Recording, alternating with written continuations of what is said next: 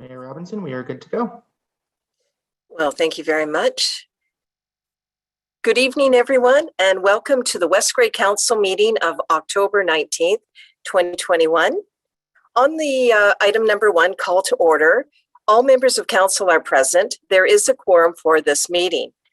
And I wonder at this point now if Corporate and Community Initiatives Officer, Cody Hewlett, would you mind explaining the electronic features of this particular meeting?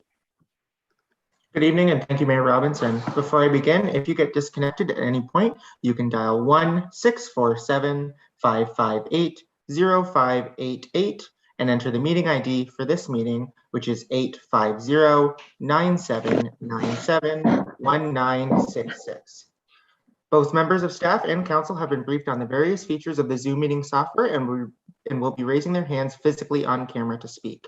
It should be noted for members of the public that this meeting is being held on the online Zoom meeting platform, as well as being live streamed on YouTube. For members of the public, if you would like to participate in any public portions of this meeting, it must be done through the Zoom meeting software and will not be monitored through YouTube.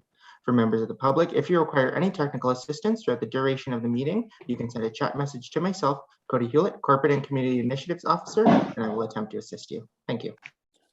Very good. Thank you for that. On item number 2, moment of reflection, if you wouldn't mind taking a quiet pause at this time, please.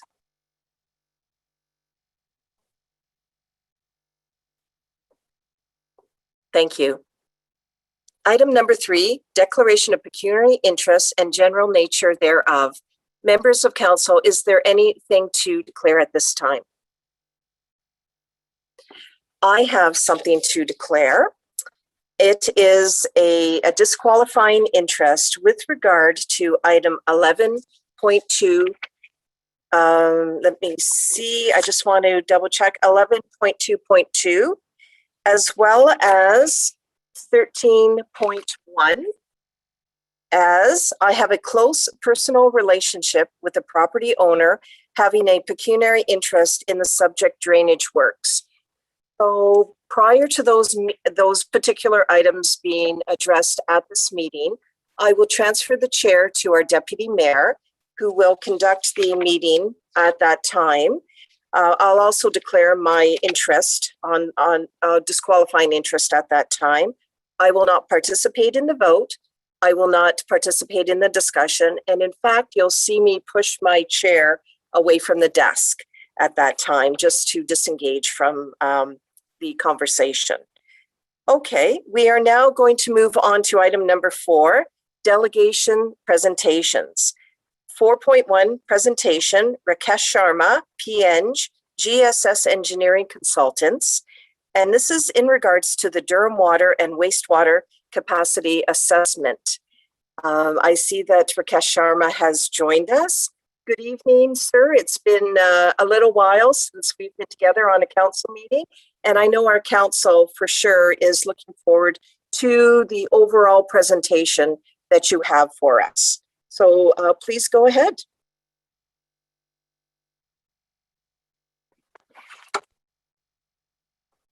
And I'm just going to check my screen and say, Rakesh, I'm wondering, you are still on mute. So I wonder if you would be able to unmute yourself. Yes.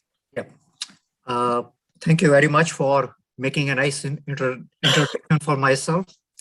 It has been a long time since I met you and some other members of the council.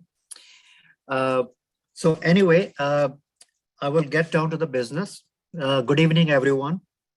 I am making a presentation about the capacity assessment of Durham water and wastewater systems. GSS engineering consultants were hired by Municipality of West Grey to undertake a capacity assessment in view of the increased water demand and the wastewater capacity utilization as a result of some of the new subdivisions that have come up, and the ones that will be that likely could be joining the water and wastewater system in the Municipality of West Grey in the Durham area. So A report has been prepared and has been issued, and I was requested to provide a presentation to the council to go over the highlights of the investigation. So let's move on to the slide number 2.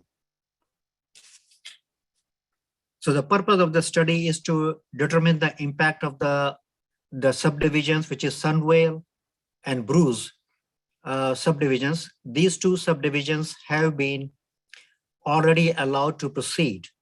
So which means they have been allowed to connect to the water and wastewater system in Durham. In addition to that, there is going to be increased water and wastewater demand from the redeveloped Rockwood Terrace. I have learned from the staff that there are 2 more subdivisions. The names of those 2 subdivisions are not known, but they are kind of knocking on the door and wanting to connect to or basically build homes in Durham area. In addition to that, there is also some infilling and redevelopment going on within the urban area of Durham. And on top of that, there are some recent provincial policy changes that is anticipated to increase the need for water and wastewater capacity. Next slide, please.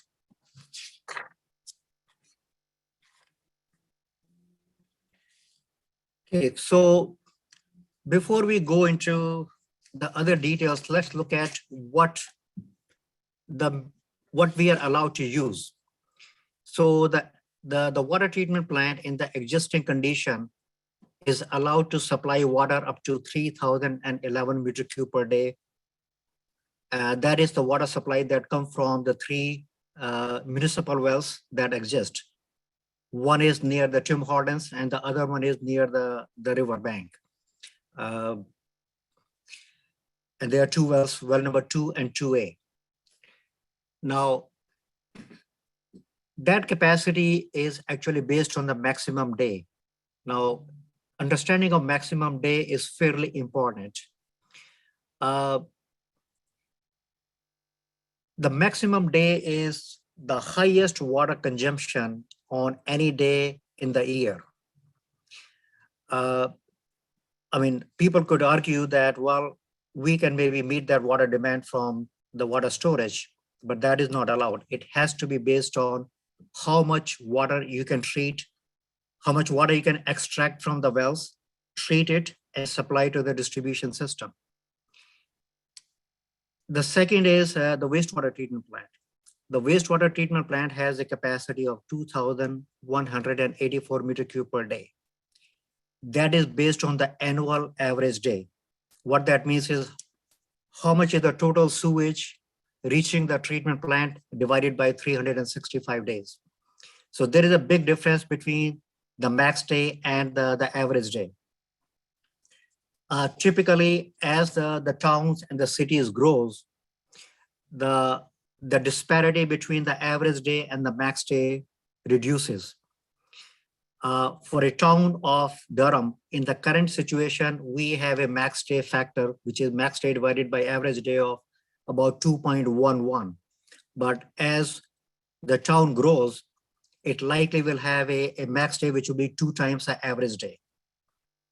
So just remember that, because that is going to be, that information will be needed during the later part of the presentation.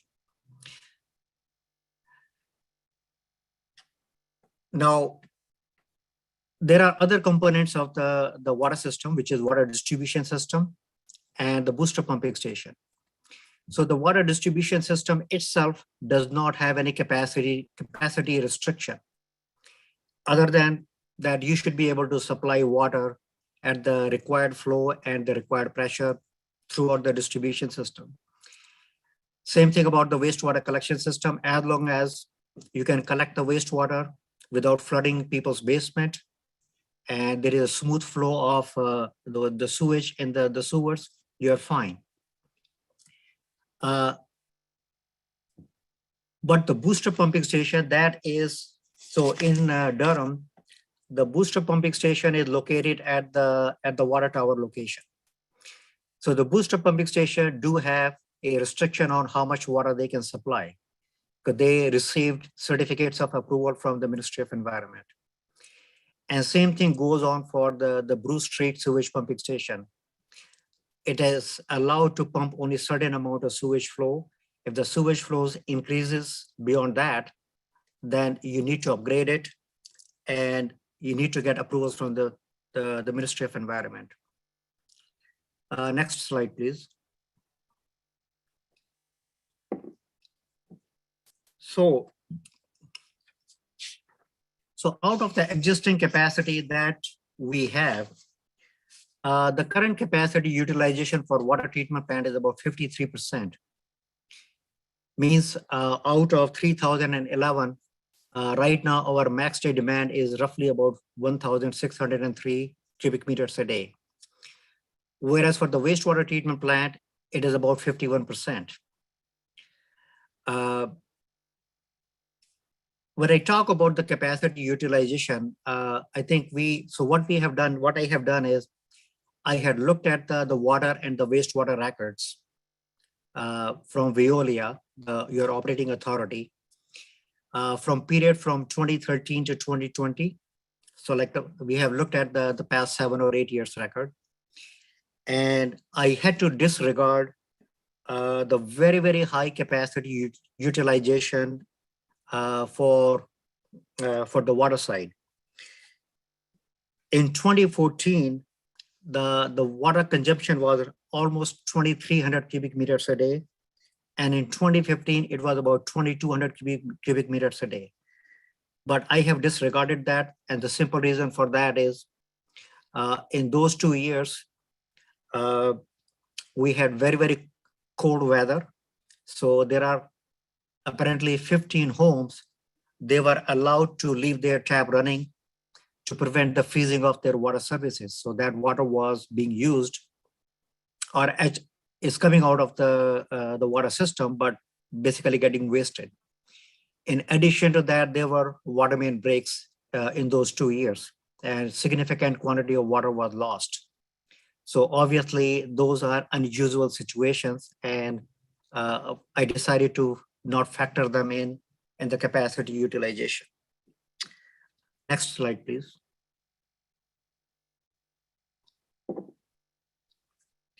So coming back to the primary focus. So as I mentioned earlier, the Bruce and Sunvale subdivisions, they already have been allowed to connect and utilize the water treatment plant capacity and the wastewater treatment plant capacity. So as per the engineering report that were prepared for the developer, there are 247 units in Sunvale and about 205 in Bruce. The population forecast based on 3 persons per house is 765 for Sunvale and 631 for Bruce.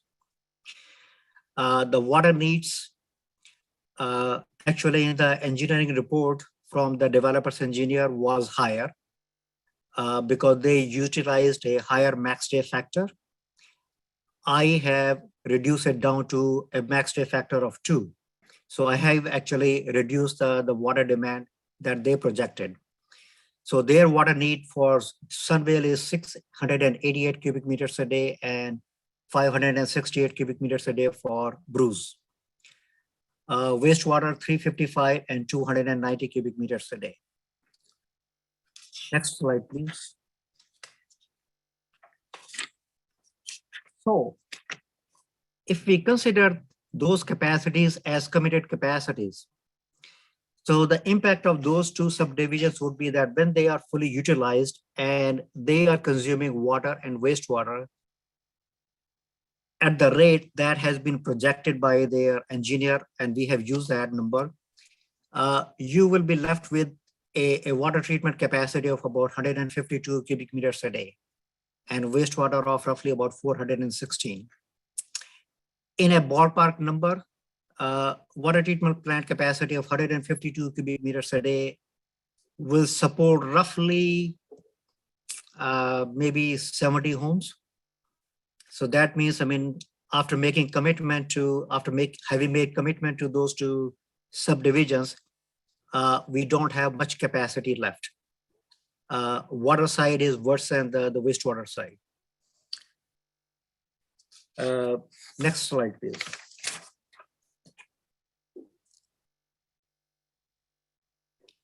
Okay, so let's look at the other future development needs that I showed that in the very first slide. So Rockwood Terrace, as most of you are aware, it is going to be replaced with a new building, which will be larger, much larger actually. So there will be about 128 beds as opposed to existing 100. There will be 40 assisted living units, and they will have kitchenette attached with them. And so the 20 units will be based on 1 person per unit, and the remaining 20 will be based on 2 persons per unit.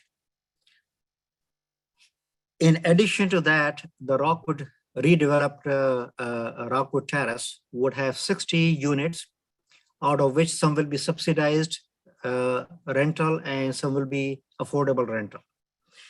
And again, we have used 2 persons per unit for doing our capacity assessment or the water and wastewater requirement needs. The unnamed subdivision 1, now this is based on the information those developers who are talking to the staff. So that's their requirement that they, so in the first subdivision, they want to develop about 100 units. And the developer, if everything goes fine, they would want to start in 2024 and finish that or complete that in 2028. Next slide, please. The second subdivision is going to be even bigger. There likely will be about 200 units, and it is anticipated to be started in 2026 and completion in 2030. Of course, it all depends on getting approvals and whole bunch of issues that would have to be dealt with. We talked about the infill and redevelopment. So what is going on in the municipality is in the town of Durham, and actually it's just not Durham. I think it's happening throughout Ontario. People are having old homes, they're replacing them with larger homes. And there are also vacant lots that are being built. And naturally, they are already part of the existing water distribution network and the wastewater collection network. So you have to allow them to connect. If somebody want to replace a house with a larger house or infill the vacant lot, you cannot prevent them from doing that. So what we have assumed is likely there will be 6 additional single residential units that will be built per year. And this trend may continue on for 10 years or 60 units. This is just an assumption. Next slide, please.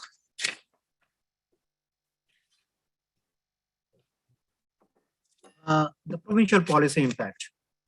So, as I mentioned, sorry, I did not mention that earlier. It seems like the province will allow the creation of so-called granny apartments in the existing residential buildings. And they will happen, or that will happen in the existing homes. So now what will happen is that the existing homes will need more water and they will generate more sewage. And again, it is going to be allowed by the province. So the municipalities will have to factor that in for supplying water and the wastewater. So what we have done is really we do not know, I mean, how that will pan out.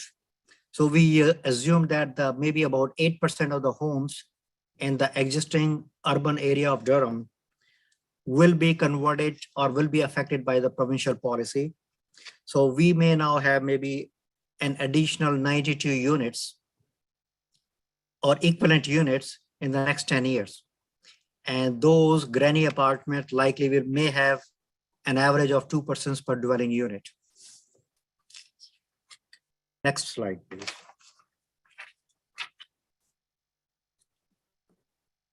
So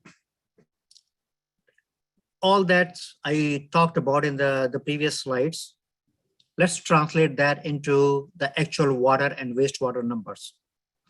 Now, the details of the numbers that are shown here, they are actually in the table 8.1 and table 8.2 of the report, which I believe council has been provided.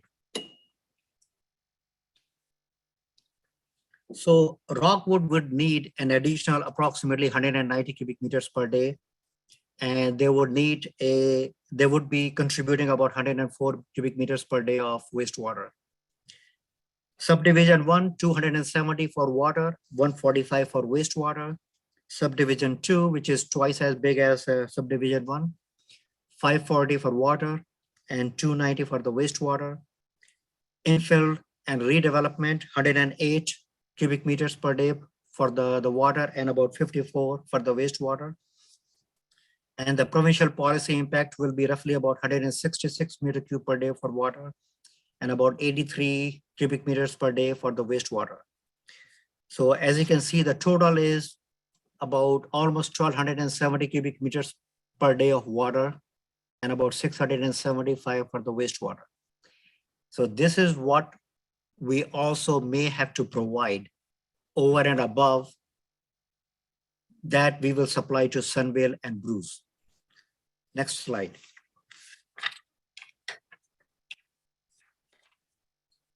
So let's put all the numbers together. So the top line is the rated capacity. That's what we are allowed to provide water or treat wastewater at the treatment plants.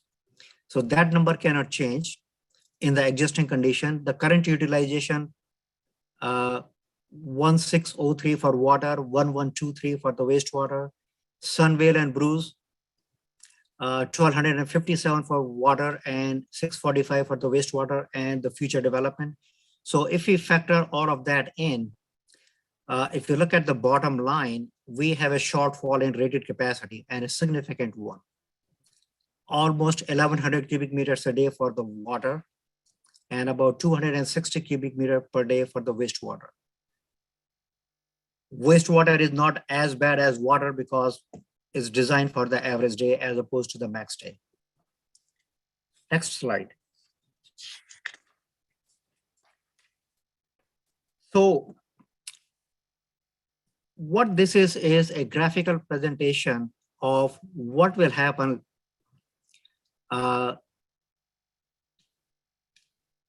if Bruce, Sunvale, infilling, provincial policy impact, whatever, that leads to, let's say, 150 homes per year. So if we are adding 50 homes per year, then you look at the black line. So if we are building 50 homes per year, we will run out of water capacity in approximately 2032. So basically it's the point where the black line intersects with the red line, which is the rated capacity of the plant. But if the development really takes off and Durham is adding about 100 homes per year equivalent, we will run out of water capacity in year 2026, like 5 years from now. Next slide, please. This is a similar representation, but for the wastewater. So again, the red line is the capacity of the wastewater treatment plant. And if we are building 100 homes per year, so look at the black line, and by where the black line intersect the red line, that's year 2037. So we will run out of sewage treatment plant capacity in 2037. But if you're building 100 homes per year, that will happen a lot sooner in 2029. Next slide.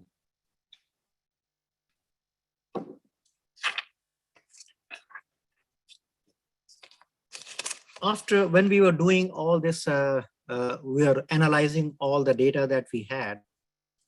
There were indications that the numbers don't seem to be adding. They're not comparable. There seem to be significant indication about the water loss. So in a ideal situation, what is happening is that the water treatment plant is supplying water by way of distribution system. And if we don't have any leakages from the distribution system, people are using all that water. And that water is being used except for lawn watering or washing your car and stuff like that. Much of the water or majority of the water should be ending up in your sewers and reach the treatment plant. In the ideal situation, you should not have really leaky sewers. So there should not be any infiltration happening in the sewers. So the water supplied and the wastewater treated at the wastewater treatment plant should be comparable. But when we looked at the data for Durham from 2013 to 2020, we found a huge variation. And that varies from 73 cubic meters a day to about 516 cubic meters a day. Means we are supplying a lot more water than what is finally reaching the treatment plant. And we also know that we have some infiltration going on in our wastewater collection system. In spite of that, we have that huge disparity. If you look at the last 3 years alone, that variation seems to be about 330 cubic meters a day to about 516 cubic meters a day. So we are supplying that much more water every day than what is making to the treatment plant, the sewage treatment plant. So what does it show? It shows that we have a distribution system which is in fairly poor condition. Next slide. So just to confirm that something wrong is going on, then fortunately for us, I mean, Durham does have water meters at all homes and businesses, commercial users, except 14 or 15 homes. For some site-specific region, they don't have the water meters. So now again, as I mentioned, I mean, if we don't have leaky water distribution system, so the water that is coming out of the treatment plant should be same as the water being recorded by the water meters at homes and businesses. But when we look at when we compare the two, we get a very different picture. We find that water supplied is a lot more than the water recorded. And that variation is roughly could vary from 340 cubic meters a day to about almost 550 cubic meters a day. That's a very significant loss of water from the distribution system. So those two things indicate that we definitely have some serious issues with the water distribution system.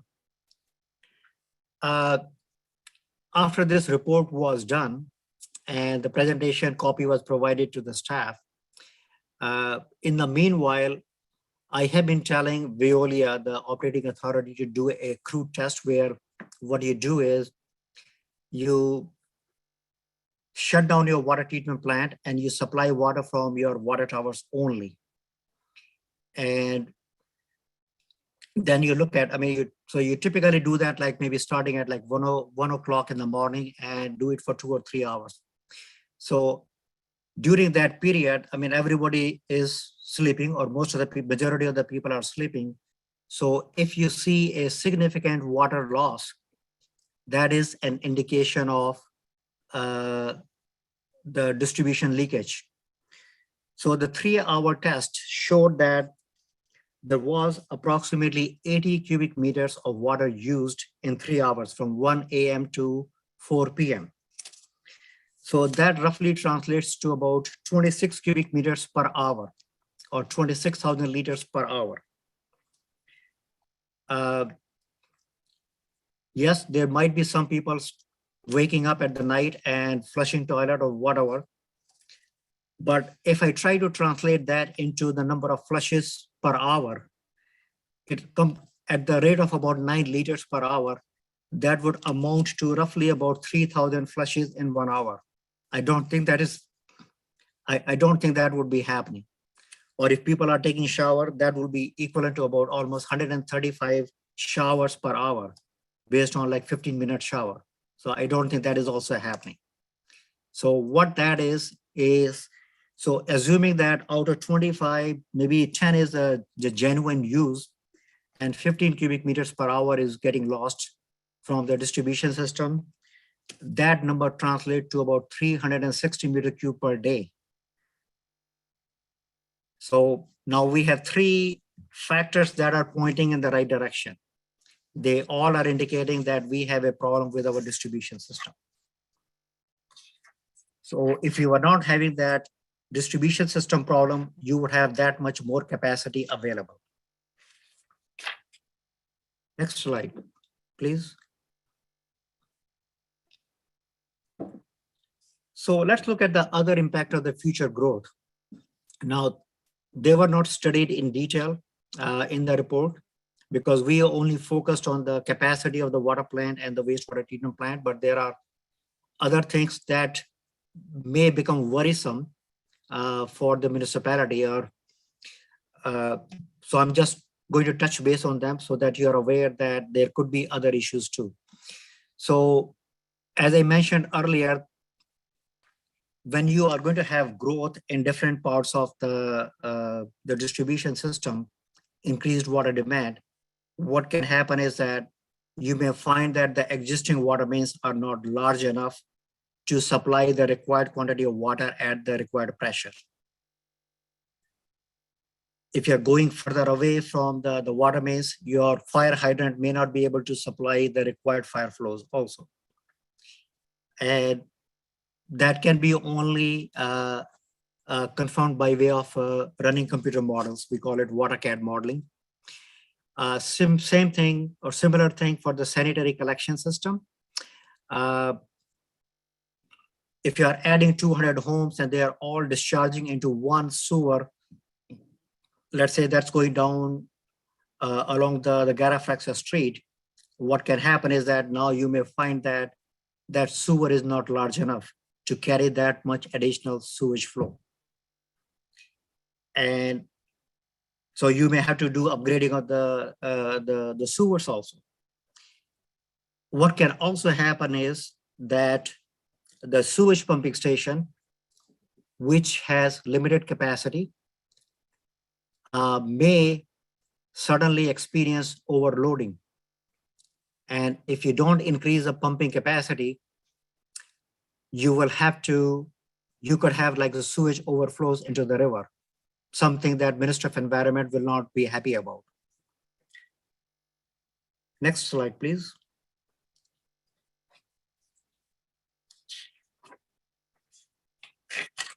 This was all bad news.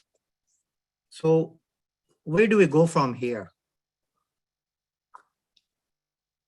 So I had indicated that we should do a leak detection survey, and as we were preparing the report, Steve Eierhardt already ordered and got the leak detection survey completed. I think they were able to find 3 leaks, and I believe the 2 leaks are still ongoing. But it does not seem like that they will be able to reduce the water consumption significantly. But we will have to keep looking at the water consumption records and see how fixing those leaks will help us. So in addition to that improvement, what we need to do is, if we want to allow the growth in the town, we would have to find a new source of water supply. Now, sometime back in, I believe in 2003 or 2000, well, maybe, sorry, 2012 or 2013, I had been at the council meeting, and we were looking for additional water supply at that time because we had some problems going on with the well number 1B and well number 2. So we had identified area at the north end of the town towards the area along the highway 6 where those 3 big ponds are, somewhere in that area. So we may have to start looking for additional water supply by drilling new wells, which will obviously require doing some option land agreements and drilling of the wells, testing, stuff like that. And if we do find water, we will have to enhance the capacity of the wastewater treatment, we will have to enhance the capacity of water treatment plant, which will require environmental assessment.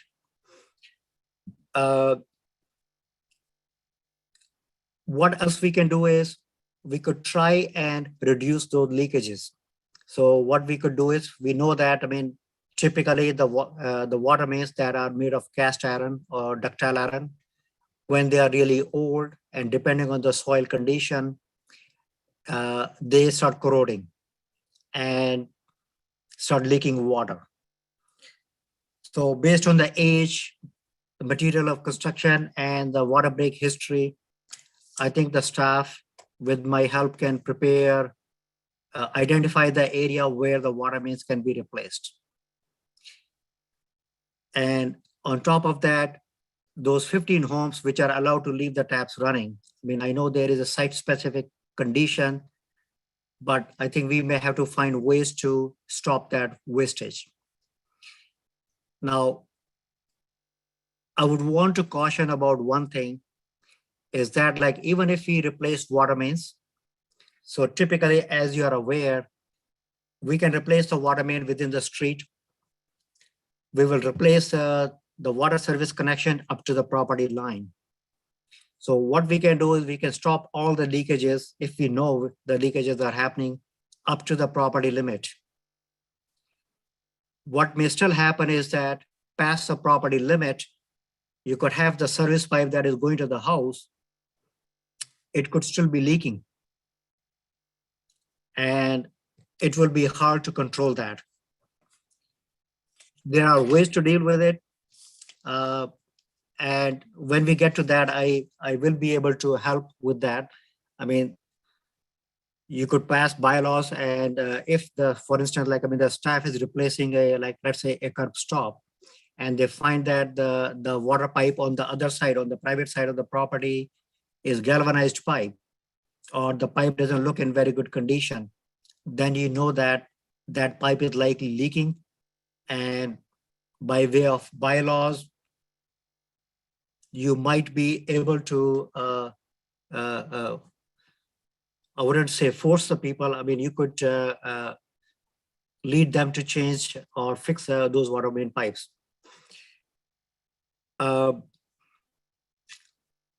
Next point is, I think we could start looking at the water records every 2 years now to see which direction we are going in.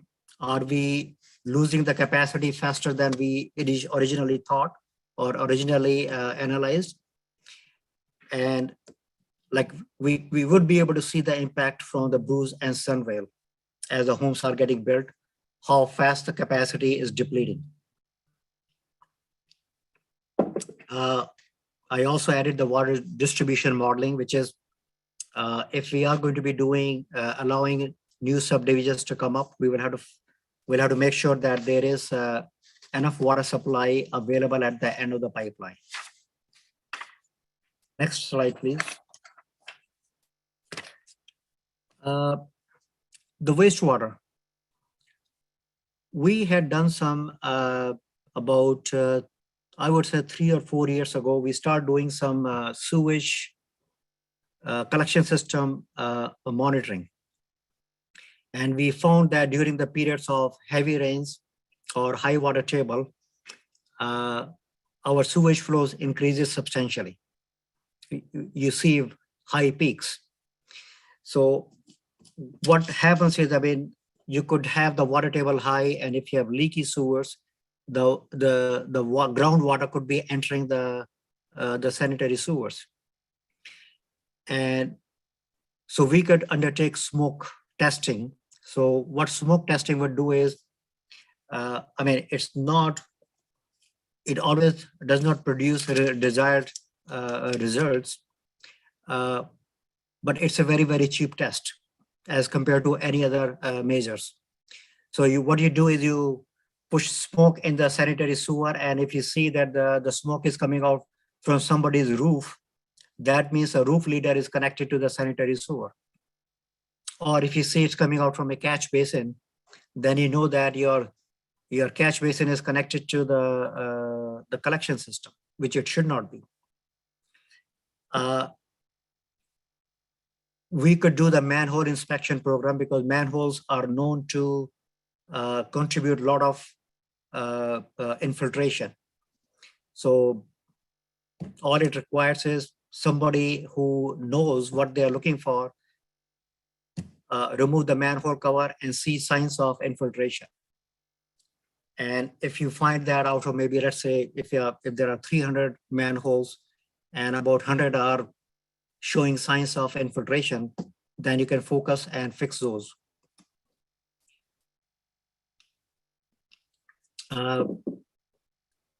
The sewers that are in poor condition, they can be either replaced, or there is now new technology available where what you can do is you can provide CIPP lining, which is basically without digging open the pipe or the road, you can provide a pipe inside the pipe. And those liners typically have a design life of about 50 years. So by providing CIPP lining, you will renew your sewer for about 50 more years. And again, we can monitor the sewage flows for the next 2 years and start seeing start looking at the impact of the new homes construction. Do the computer modeling for the collection system, and we may have to look at the ways to enhance the wastewater treatment plant capacity and sewage pumping station capacity. Those are long-term goals.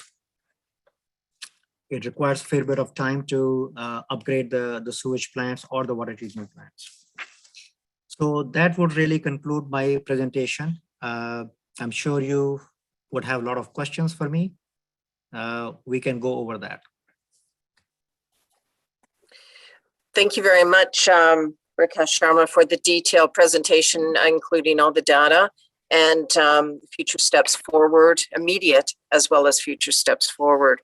Members of council, is there questions at this point? There will be further discussions for sure on this matter as we deal with the future needs. Beginning with Councillor Hergert, then Deputy Mayor Hutchinson. Thank you very much, Rakesh, for the detail and the continuity of our water and sewer system. I do have a question about a well. You mentioned we would likely need a new well. Is there any ability at the George Street location to drill an additional well? Going back a couple of years, what was done was the well number 2, the old well, it used to be Artesian well. The record shows that it had a residual pressure of about 5 or 6 psi. But over the years, I think it is down to now maybe 1 or 2 psi only. So what that shows is that the aquifer may be depleting. It's not getting recharged as fast as we are taking the water out. So what was done was that we drilled a new well in the same aquifer. So basically we added another straw in the aquifer to draw water out. So in case, what we were doing was we were trying to improve the security of the water supply. The concern was that if well number 1B, which is a larger well, if it goes out of service for whatever reason, the pump burn out or any other serious problem, we would not have enough water. So with the two pumps drawing water from the same aquifer, short term, we could withdraw water. So I would think that if we drill another well there, one, finding a location will be pretty hard. And if we drill the well in the same aquifer, we are not much further ahead. So what we really need is now, when I mentioned that, when I say that, I mean, we looked at within the existing urban area. So there is potentially water south of the Tim Hortons building. The only problem is that water is so hard that it probably would not meet the drinking water standard. So, I mean, we had looked at all the areas in Durham, and we feel that the best possibility of finding good source of water supply is going to be along the Highway 6, north of the water tower. Okay, thank you for that answer. I do also have a question. I see the recommendation is that you'll work with staff to bring back the needs and a budget discussion. And would that be the budget for just this next year, 2022, or would you be laying that out for the next 4 or 5 years until we're able to complete the majority of the work that needs to be done? I'm sorry, I'm not aware of that. I have not been yet asked to provide a budget. Okay. But I mean, for sure, I mean, like for instance, for drilling the well, I mean, typically nowadays, assuming that you go, you find the land, you do your first drilling of the well, and you find the water there, from the word A to Z, you roughly are looking at about $250,000 per well in the best case scenario. Just doing the source water protection study, because as you are aware that we have to have the source water protection area delineation. And I mean, that computer modeling and engineering investigation could be as much as from $50,000 to $75,000. So, I mean, those are big numbers for sure. And I guess- Councillor, I was just wondering, and I understand the detail of your report, your questions. We do have a report coming up from our Director of Infrastructure, and I know that Rakesh Sharma will be sticking around for that presentation from our Director of Infrastructure and Public Works. So I'm wondering if some of these questions, and I put that out to all members of council, if perhaps they could wait till after the Director of Infrastructure's presentation. And I put that out there. I'll finish my questions there. Yeah, thank you so much, Rakesh. Okay. I do appreciate it. Very good. Deputy Mayor? Thank you, Mayor Robinson. I can wait as well so that we can, because I do believe we have another delegation coming up. So I will Yes. wait till that time. Thank you. And we can have the detailed discussion under 11.1.1 as well. I did see Councillor Shay's hand up. Did you want to wait till that time? Okay, Yes, I'll wait. Thank you. I appreciate that. Councillor Townsend, you have your electronic hand up. Thank you very much, Madam Mayor. I just have one question for Rakesh, if you don't mind. And it has Certainly. to do with the 2 slides that do next steps. I'm wondering if the order of the items you have on the pages is significant. Is that the order that you recommend the work be done? To some extent, yes. I mean, I am targeting the cheaper cost methods first before we start doing the big work. I mean, replacing the water main is very expensive. So I would not say that we just go and start say that like we need to replace maybe 20 streets and replace the water mains all those 20 streets. I think we need to do a bit more assessment to know what is the condition of the water mains, how many water main breaks have happened. Like we have to try and justify, and because we are going to have limited amount of money. So we want to focus on having the best utilization of the money that we will have. So leak detection survey, I mean, that did not cost us much money. That has been done. Drawdown test, that did not cost us any money. That has been done. And like the replacement of water main is going to be an ongoing process. So I feel that we, for instance, should be looking for the water supply now, because if we decide to, let's say, move forward next month, I think by the time we find the land, we do the option agreement, we find a driller to do the drilling, testing and all that, and we may have to do the Schedule B environmental assessment, we could be looking at easily 1 to 1.5 years. So these, I mean, everything is going to be slow moving forward, unfortunately. There are no quick fixes. The quick fixes will be, we know where the water is leaking and there's a big, like 300 cubic meters a day of water loss. But unfortunately, we would not know that. Did I answer your question? That's fine. Yes, thank you. Okay. You did. Thank you. Rakesh Sharma, thank you very much again for the detailed presentation and the work that this council and staff have with regard to water and wastewater. As I said before, I know you're sticking around for Director of Infrastructure and Public Works presentation and report, and we really appreciate that you Sure, no are problem. staying. I'll Okay. stay around, yeah. Wonderful. So with that, we're moving on to 4.2. This is delegation from Kim Storrs, CEO and Chief Librarian of the West Grey Public Library. This is what's listed as a brief verbal library update. Kim Storrs, thank you very much for being here. And also thank you for being patient while we were dealing with an infrastructure item on the agenda. So welcome. And by the way, happy Ontario Libraries Week. Thank you very much. Thank you for allowing me to come to speak tonight. And it was a good time to come because, as you mentioned, it is Ontario Public Library Week. And we wanted to provide just a quick overview of where the library has come from in the last 10 years or so. I did a staff meeting in August and we had 2 new staff members. So we went through kind of a step-by-step to just let them know what has changed in those last 10 years. And the board thought it would be a good time to come and kind of give an update to council on the same thing.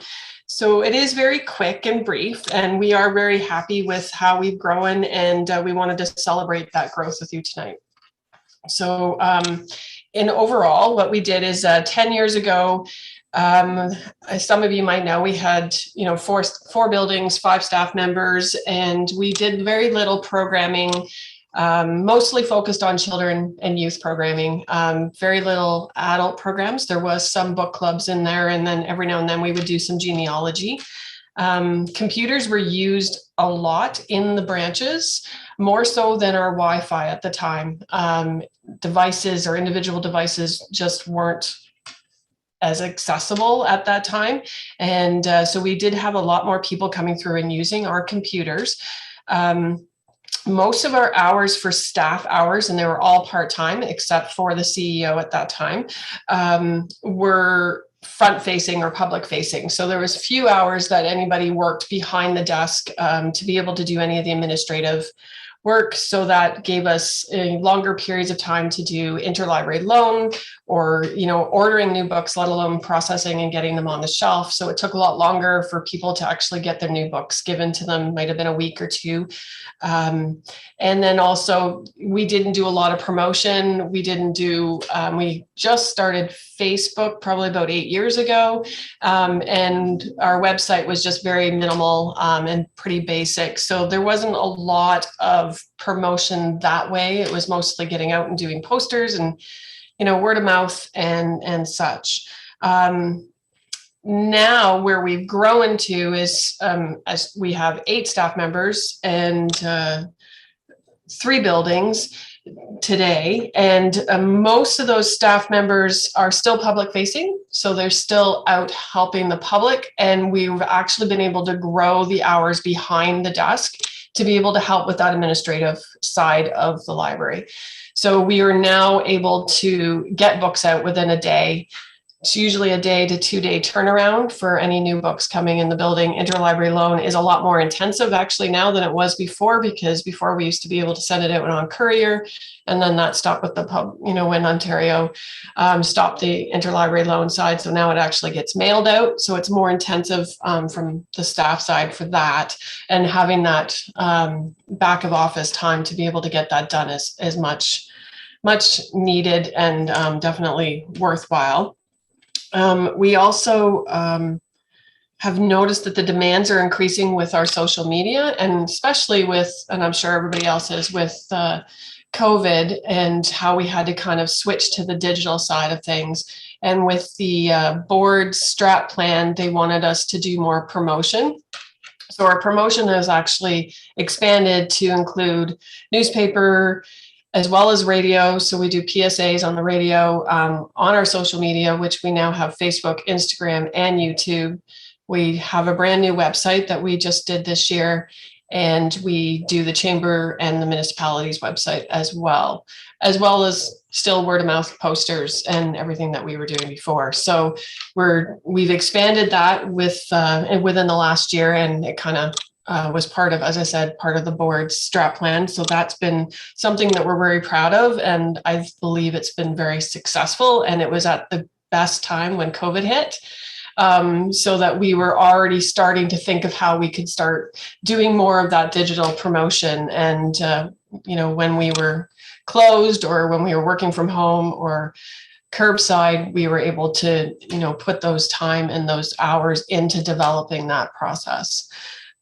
So it's been really good, and we're very happy with where we've reached, and we're looking forward to the future and the growth and how we can still provide that service. And just to, I know the board knows this, but over the last couple of weeks, middle of September, we started printing out the vaccine receipts and laminating them. We had 691 people and receipts printed from the middle of September till the end of September. So for over that 2-week period, we were very busy, and Durham saw 671 of the 691. So majority of it was from Durham. It was really cool to have people come in. Some didn't even know the library was here. Others, they live around the corner and they thought it was still up at the top of the hill. And, it was just really interesting to kind of have that little bit of conversation. And they were very happy that we were providing that service for them. And we actually had more people sign up for library cards and who had forgot about us or, wanted to come back. So it was really great. And the staff were really happy about that. So that's all I have. It was really quick and just a little tidbit. Well, Kim, I think it's fantastic that you and the board decided that we needed an update here at council. And I think that's a fantastic idea. Come anytime. We like the information share, and certainly we see the outreach that you're having with social media and the websites, and just the fact that the doors are open for most interesting books to take out and read. With that, members of council, is there any questions of clarification? I'm not seeing anything at this point, but again, thank you very much for coming out. We look forward to your next update. And maybe at that time, I'll find what is the most current top 10 books to read. Yes, that'll be coming for sure. Thank you. We'll see you again. All right. Thank you very much. Take care. Item 5, members of council, is public meetings. That is an NA for this particular agenda. We are now on item number 6, which is comment period. Corporate and Community Initiatives Officer Hewlett, would you please assist us in determining if there's anyone from the public that has a comment, whether verbal or written, please? Absolutely. Thank you, Mayor Robinson. It should be noted for members of the public that public participation during this portion of the meeting must be done through the online Zoom meeting software. Public participation through YouTube is not being monitored at this time. For members of the public wishing to participate during this portion, there are two options. The first being if you have joined us by dialing in via phone line, you can press *9 to raise your hand, and that will let us know that you would like to speak. Alternatively, you can press *9 to lower your hand if it was raised in error. The second option for members of the public who have joined us using the online meeting software, you can either send a chat message to myself, Cody Hewlett, Corporate and Community Initiatives Officer, either stating that you would like to speak or what you would like read on the record on your behalf, or you can raise your hand, which is typically located in the bottom right-hand corner of your screen. It's typically either a yellow or blue hand icon, depending on your device. Mayor, Yes, Councillor, was that you, Councillor Hutchinson? is a feed breaking up or is it mine? I believe I'm it just might wondering- be yours. I'm wondering, would you consider just going on audio, taking your video off? And certainly if you have a question, use the electronic hand. I mean, I'm just suggesting that. Okay. And I appreciate you mentioning that, Councillor Hutchinson. Okay. Refocusing, Initiatives Officer Hewlett, do you see anybody that wishes to speak? My apologies, Mayor Robinson, for the delay there. I did receive a message earlier in the day that there was an individual who was planning on joining us who would like to speak. I'm just waiting on clarification if they would still like to speak at this point.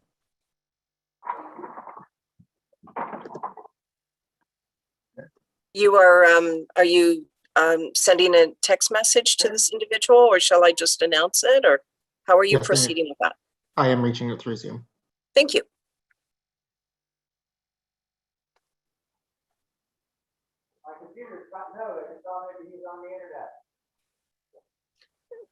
Councillor Hutchinson, I think you are still live on your mic, FYI.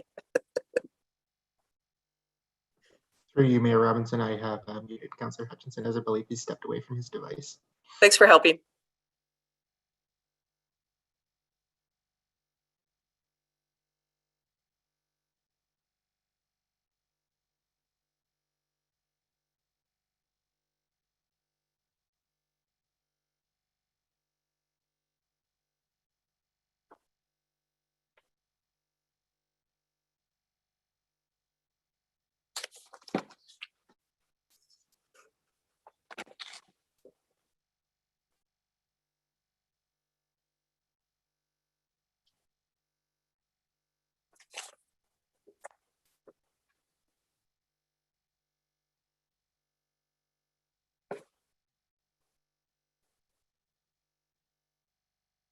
Well, Supervisor Hewlett, as you're waiting for a response back from that particular individual, is there anybody else that you see on the dashboard? I'm not seeing anyone in particular, but I rely on your assistance for that. Yes, you are correct. I will allow CAO Johnson, if it's okay with you, to step in at this point. Absolutely. Good evening, CAO Johnston. Good evening, Mayor Robinson and Council. I had indication today from Pat Morgan that she wanted to speak during comment period. I'm not sure if her audio or video if she's having some challenges with her technology. Okay. So I don't know, Cody, can you can't unmute her. So, and you've sent her a text. So that was, oh, I see her mic is off. So perhaps she's ready to go. Oh, okay. Hello, Pat. Pat Oh, Morgan, there we go. welcome. It's wonderful to see you again. We are now on comment period, which is number 6. Please proceed. And that's a very cute dog you have in the background. Thank you. He thinks he's quite cute himself. Thank you very much. Sorry, Laura, I wasn't sure whether this was the place I was supposed to speak or not. It is. I did want to come to council because I know that before council will be a proposal for a naming opportunity in the park that the Lions Club are developing. And the Lions Club has, been working with council for almost 5 years. Always the discussion is that the park itself would be called the Lions Heritage Park. We're donating close to $250,000 and a lot of work hours to the park. And now we understand that there might be a presentation in, and you might be considering naming the park after somebody else. And so the Lions Club, you know, are concerned about that. And also we see it as an opportunity. We plan to have the old sign that was in the park that's been there forever, redeveloped, restored and refurbished, that will recognize founders of the park. And we have people who've contributed considerable amounts of money to make this park refurbishment happen. And we intend to honor them in that way because of their considerable financial donation to the park. We'd be more than happy to consider being approached either in that plaque or on the train station arbor that is a replica of the original train station. On the upright pillars of that, there will be chance for very significant recognition of donors. We currently have people who have purchased those plaques. So we would be happy to work with the family that wants somebody honored and with council to honor them within the park. But we would, you know, ask council to consider that this is the Lions Club has been doing this for the community with us and under always calling it, and I remember conversations that this will be the Lions Heritage Park. And so we just want to let council know that that was what the expectation that we had, and in no way do we want to not say name somebody else, but could it be done within another way within the park, so that the park retains its name, and that other people can be. And we have had a number of families wanting to honor their relatives and their families' contribution through helping the park happen.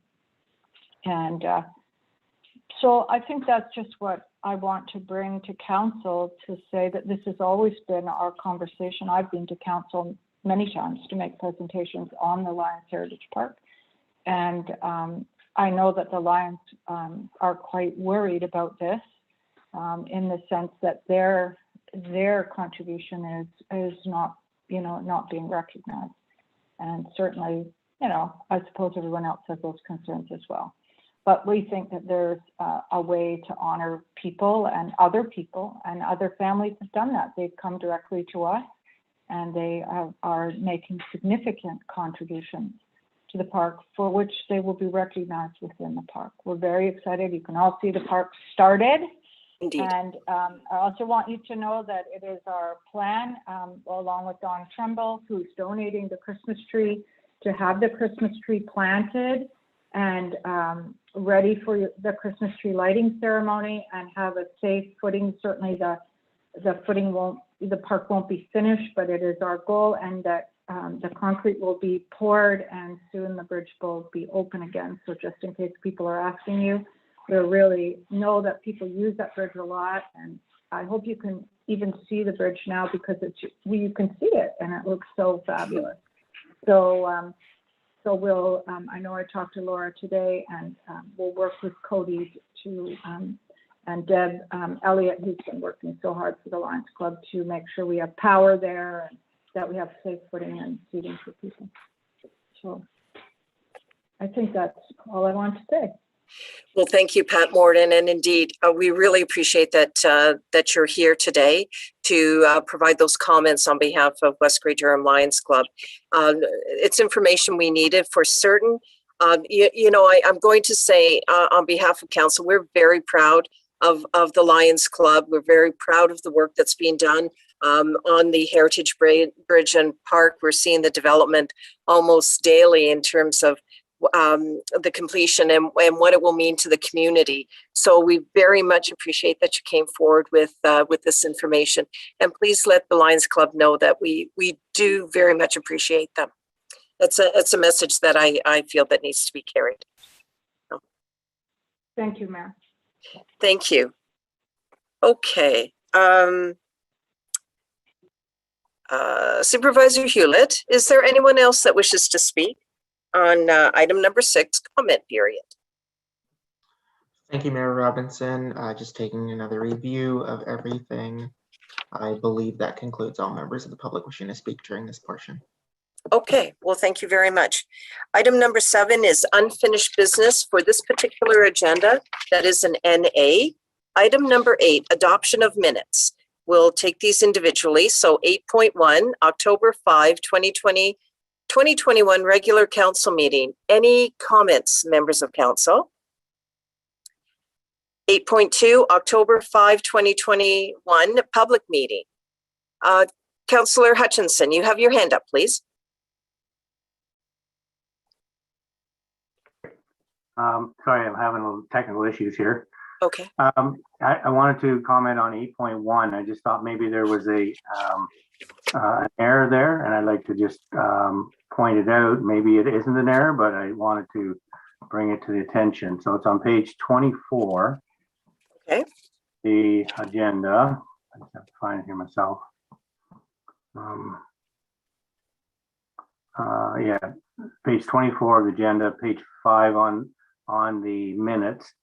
Under 11.2.1 Peltier, request to purchase municipal lands. I'm just wondering, it says in there that at the last line reads, she indicated that all property owners, this is Planner Spencer, sorry, indicated that all property owners have the option to purchase the unopened road allowance.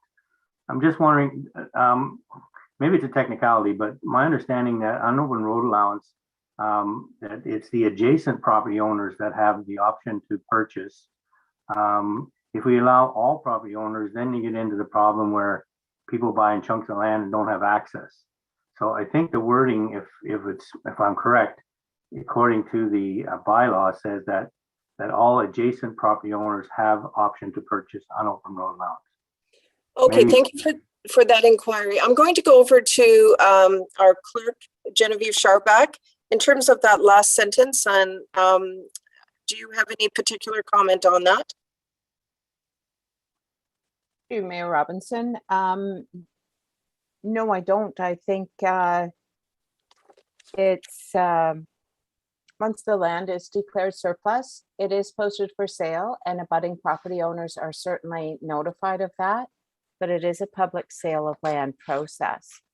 So unless Planner Spencer wanted to clarify a bit more, or if there's something we could provide clarity in that sentence with, I would defer to Planner Spencer.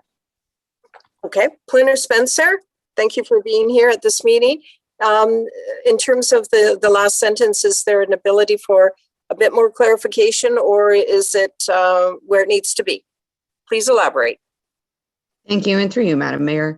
There is some ambiguity in the understanding of the process. So I think the clarity comes from the fact that it is a tender process. So the abutting property owners would be notified. However, Clerk Sharback is correct that if there was another individual that chose to request to also put through the tender that they wish to purchase the property, but I think council needs to remember that ultimately discretion for the sale of that property does come from and through council, and the lowest or highest bid is not necessarily accepted. So there could be some consideration in the proposal presented when properties such as that are put for sale, that consideration needs to be advised to by council. Okay, thank you for that clarity. Does that suffice, Councillor Hutchinson? Yeah, I guess we'll leave it for now, but I think we need to have some further discussion because I do see that it might create a bit of an issue with people buying property that doesn't have access. Okay, so noted. Thank you. Okay, thank you. Thank you as well. Just back to 8.2, October 5, 2021 public meeting. Any comments? All right, then Clerk Sharback to the recommendation, please. Through you, Mayor Robinson. The recommendation is that council hereby approves the minutes of the October 5th regular council meeting and public meeting as circulated. Is there a mover for this motion? And I'm looking for raised hand. Deputy Mayor, is there a seconder? Councillor Hergert. Any questions on the motion? And I'm going to take that your golden hand will be taken down, Councillor Hutchinson. Okay, I'm not seeing any questions then. All those in favor indicate with a raised hand. 7 members of council have voted in favor of this motion. The motion is carried. Item number 9, committee and board reports. I'll go through these individually. 9.1, Elmwood Community Center Board, September 13, 2021 minutes. Any comments? 9.2, Saugeen Municipal Airport Commission, September 15, 2021 minutes. Any comments? Councillor Hergert. Yes, thank you very much, Mayor. On page 42, it's noted that there is a discussion regarding the municipal agreement and concerns over finances. I'm just highlighting this. I'm sure all of council's already read this. Moving on to letter C on that same page 42 in our agenda, states that there will be a COPA, a letter sent from COPA to the COPA National expressing concern over actions of its senior official and expressing willingness to work towards reconciliation. I just highlight that for the members of council that we watch these items as we go forward. If the deputy mayor had anything to say as he's our delegate, that would be awesome. Deputy Mayor, as the council representative, is there any comment on the minutes that are before us? Not at this time, Mayor Robinson. I think the minutes, they're all captured and they are before you. Thank you. Okay. So I do have 9.3. Oh, all right. What is it, Councillor Hergert? Yeah, so I just note on that same page as it talks about finances that all the accounts receivable have been collected for the year. And I was just thinking that maybe the restaurant would have a monthly fee, and curious about this access fee, whether or not that has been paid and accepted. So I'm curious about that part of the finances. Is there anything to add, Deputy Mayor? Has anything further been discussed based on the minutes, or it's just the minutes at hand that we're dealing with? No, the minutes are before you. We do have a commission meeting tomorrow night. So there'll be a follow-up report. And I think some of those items are on the agenda for tomorrow. Thank you. Okay. All right, then we're now moving on to 9.3, West Gray Local West Gray Local Accessibility Advisory Committee, September 29, 2021, just on the minutes at this point. Okay. All right, and I do note that some of the recommendations, as we'll work through them, I'm wondering, and I appreciate that they're brought forward, perhaps those could be questions for staff. And as the representative of the West Gray Local Accessibility Advisory Committee, Councillor Shea, I'm wondering if you could act as a liaison between the committee and staff for some of the questions that are put before us, but we'll see how that goes. But certainly that is an option for us. Okay, Councillor Hutchinson, you have your hand up. Yes, I just wanted to speak to something in the terms of reference for the accessibility. We'll get there. As we'll just go through the recommendations, and that is the second recommendation that we'll have to deal. Hold your question or your comment at this point. Okay, so Clerk Scharbeck, we've got 1, 2, 3, 4 recommendations that are coming from the West Gray Local Accessibility Advisory Committee. I wonder if we could deal with the first one at this point, please. Through you, Mayor, are you wanting me to read each recommendation or just go through one at a time? I think that's the best approach. The first recommendation is that council provide an update of the plans to upgrade the accessibility of the Durham Town Hall. So is there a mover for this motion? Councillor Hamilton and a seconder? Oh, I see Councillor Hergert's hand. Okay, questions with regard to this motion? Deputy Mayor, please. Thank you, Mayor Robinson. I'm just curious, would something like this not come through a staff report to council and then we would review it at that level? Or I'm just confused here. It feels like the committee's telling council what to do, but we don't have a staff report to kind of back it up. I don't know. I may be misreading it. And if I go through you, Mayor Robinson, to Clerk Scharbeck for some confirmation on that, please. Okay, we'll go with, to Clerk Sharbuck first and then over to Councillor Shay. So Clerk Sharbuck, please. Through you, Mayor, I was going to defer to Councillor Shay for Okay, clarification let's on go that. over, certainly. Sorry. Councillor Shay, please. Thank you. And I think the deputy mayor is exactly correct. We're still working out how to operate as councillors and committee members and the relationships. The committee was asked to advise on a grant application for the town hall. And the committee did give advice that recommended that West Grey pursue a grant for that renovation. We haven't heard back officially as to what, I think it may have been reported back that the grant was not successful.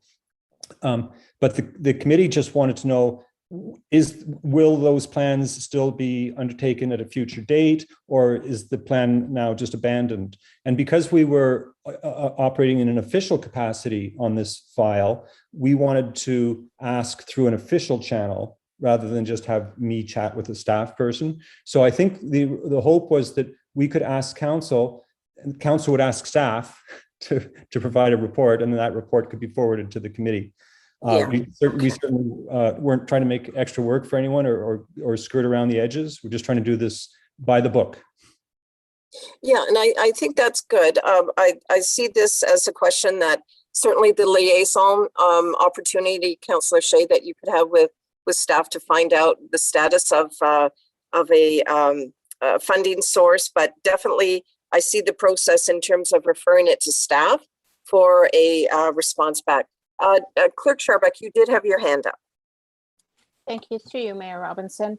I'm wondering if I could just clarify with Councillor Shay, if we could just clarify the wording a bit, that council directs staff to provide an update, and then staff can provide an update to council and to the committee. That would be perfect. Thank you. Okay, so I'll just add that council yeah, directs staff to provide the update. I think that's a wonderful solution. I'm going to go to Councillor Hamilton. Are you okay with that language? Oh, yes. Thank you, Mayor Robinson. And I'm just remembering, like, these are citizen committees who are making these motions. And so it's good to know what the intention is and that our clerk can sharpen it up for council speak. So thank you. Wonderful. Councillor Hergert, as a seconder, are you fine with the language? Very good. Okay, so that's fine. Over to you, Councillor Townsend, please. Thank you, Madam Mayor. Just a point of order that I believe the clerk had advised previously that we're not allowed to change motions from committees. They have to stand as is. So if that's true, we either have to accept or decline the one that's there, potentially make a second motion that would say the council would do that to direct staff to provide the report to council and the committee. And I'll ask the clerk to comment on that. Oh, absolutely. Thank you for raising that, Councillor Townsend. Over to you, Clerk Sharbuck. Thank you. Through you, Mayor Robinson. I don't think that directing staff to provide the update, I don't think that changes the intent of the motion at all. And I think it does help our committees get their message to council the best we can. And I would agree with Councillor Hamilton that they are residents on the committees, that I wouldn't want to add any words that change the intent of the motion. Okay. So I guess I would defer to Councillor Shay. Does it still match what the committee's asking of council? I think the committee would be fine with this revised version. Very good. And I also think that should this pass, this is, and we'll see where the other recommendations go, that they could also be provided to the West Grey Local Accessibility Advisory Committee as feedback based on what's happened here at the council meeting for their recommendations. And it could also serve as a template perhaps. So, okay, is everybody fine on the motion, which I will ask Clerk Sharbuck to read? And then we could vote on it if everybody's fine with that. Go ahead, Clerk Sharbuck. Yep. Through you, Mayor. Moved by Councillor Hamilton and seconded by Councillor Hergert, that council directs staff to provide an update of the plans to upgrade the accessibility of the Durham Town Hall. All those in favor indicate with a raised hand. 7 members of council have voted in favor. The motion has carried. Moving on to the next recommendation, Clerk Sharbuck. Through you, Mayor, the next recommendation is that the revised draft terms of reference for the West Gray Local Accessibility Committee be adopted by council. Is there a mover for this motion? Deputy Mayor, is there? Pardon me? I'd like to put a different motion forward, so just when that's the appropriate time. It would be now. Thank you, Mayor Robinson. I just, you were going a little quick there. I'd like to refer this one, or defer this one, the terms of reference to the staff, and that staff basically consults with the committee, and then they prepare a report on the terms of reference. This is how all the other committees, I believe, that we have gone through this process, then bring it back to council for approval. I think it looks to me like we've kind of missed a step here, but again, that's how I'm looking at it, and I would move that it gets referred to the staff, and staff works with the committee and prepares the terms of reference, and then brings it to council. Thank you. Okay, I'll go to Clerk Sharbuck for the language, and then I'll look for a seconder, and perhaps that's Councillor Shea. I don't know at this point, but if you're okay to read the motion at hand once you have all the clarity you need, Clerk Sharbuck. I think I'll clarify, and Deputy Mayor, if you can give a thumbs up or a correction.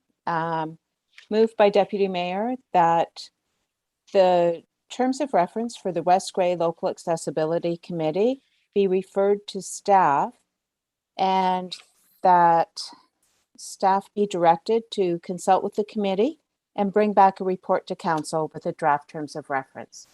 Is that okay? Okay, is there a seconder?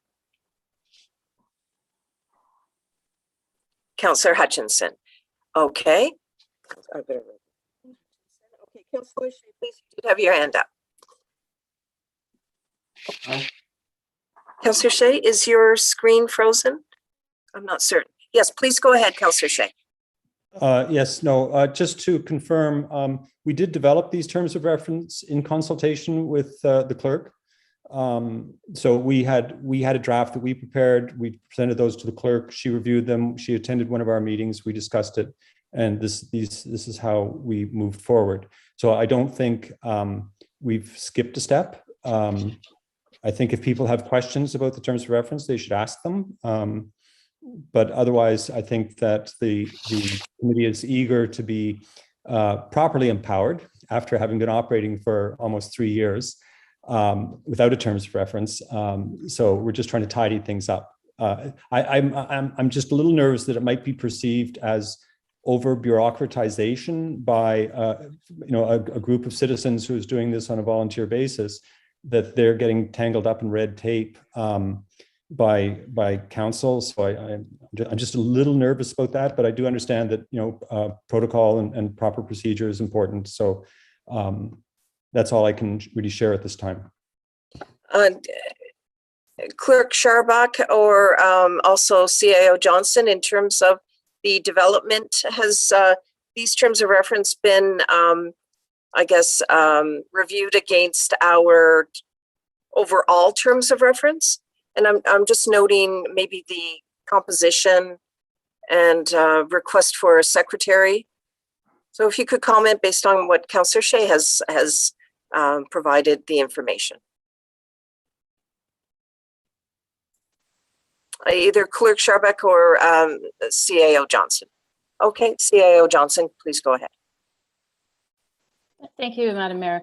I have to say that I wasn't aware of the terms of reference that are before us tonight. I have a couple of questions. I mean, our general terms of reference indicate that our committees should be a minimum of 5 members, and this is a proposal for only 3. So I do have some concerns about that.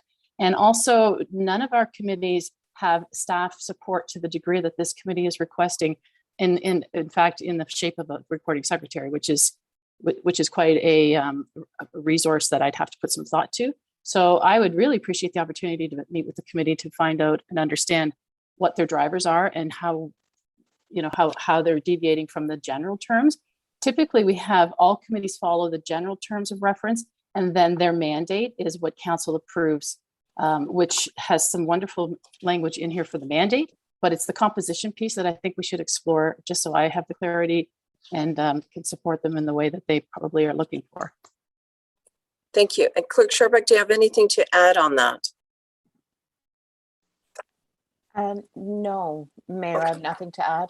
I do concur with the CAO's comments that there is some things in the terms of reference that we could sort out. Okay, great. I do see there's two speakers.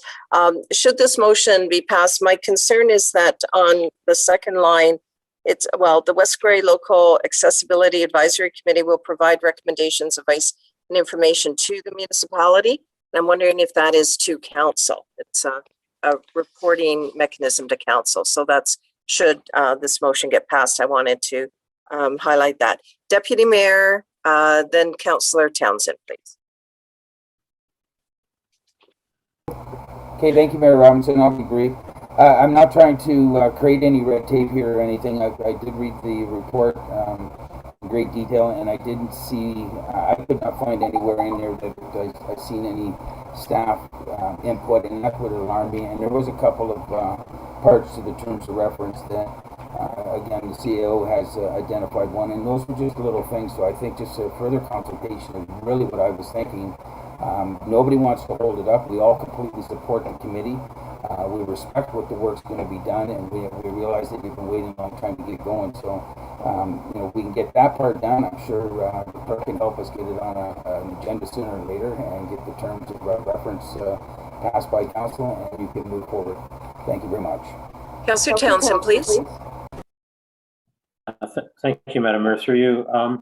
One of the concerns I had was similar to what the CAO said about it didn't follow the standard, if you will, or the adopted terms of reference. For example, it doesn't talk about quorum and just some of the basic things that need to be tidied up, nothing major.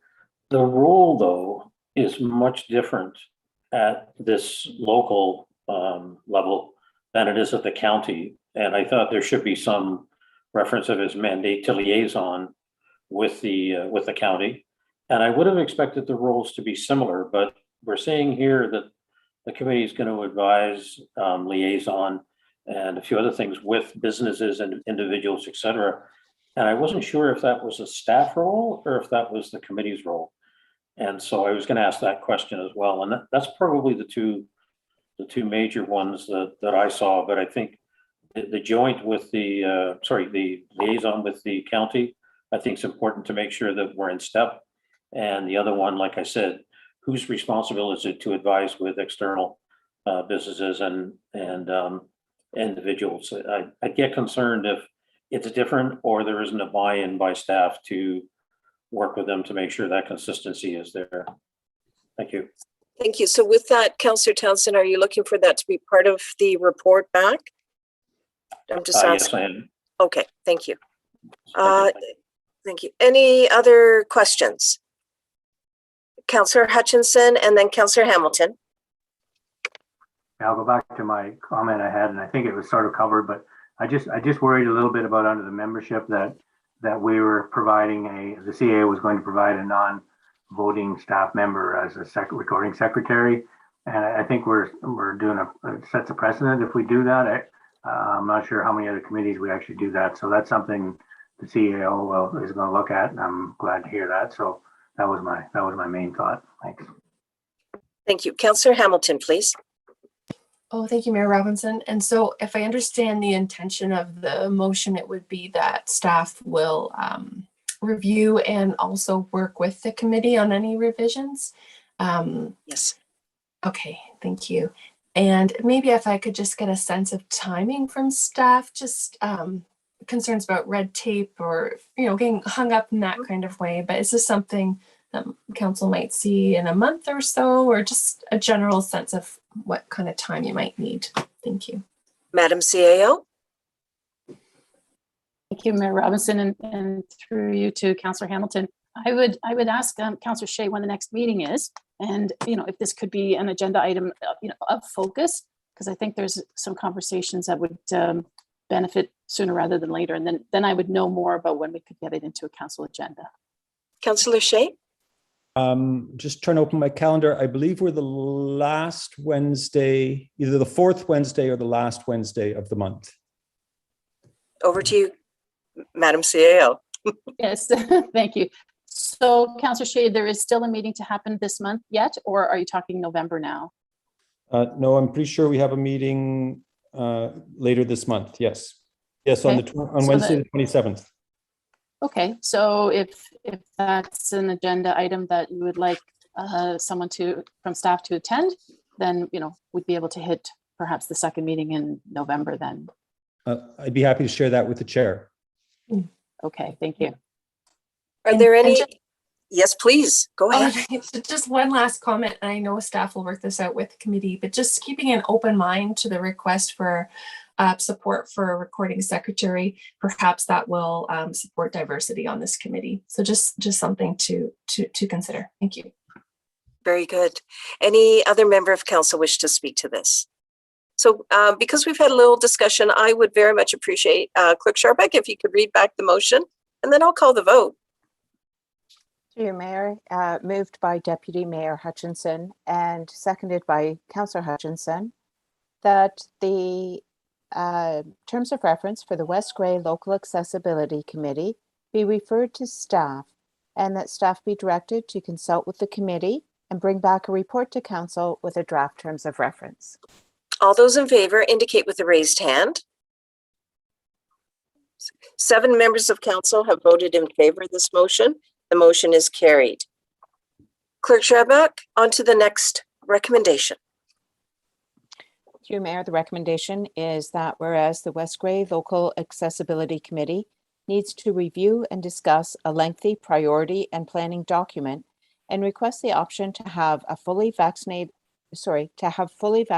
members meet in person in the Durham Community Centre. Is there a mover for this motion? Councillor Townsend, is there a seconder for this motion? Councillor Shay. Comments, questions?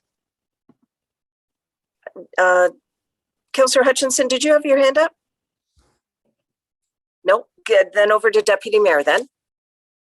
Just, if I may, just a quick question. I think it's wonderful that we're trying to get back, but how does this work with our state of emergency that we're under?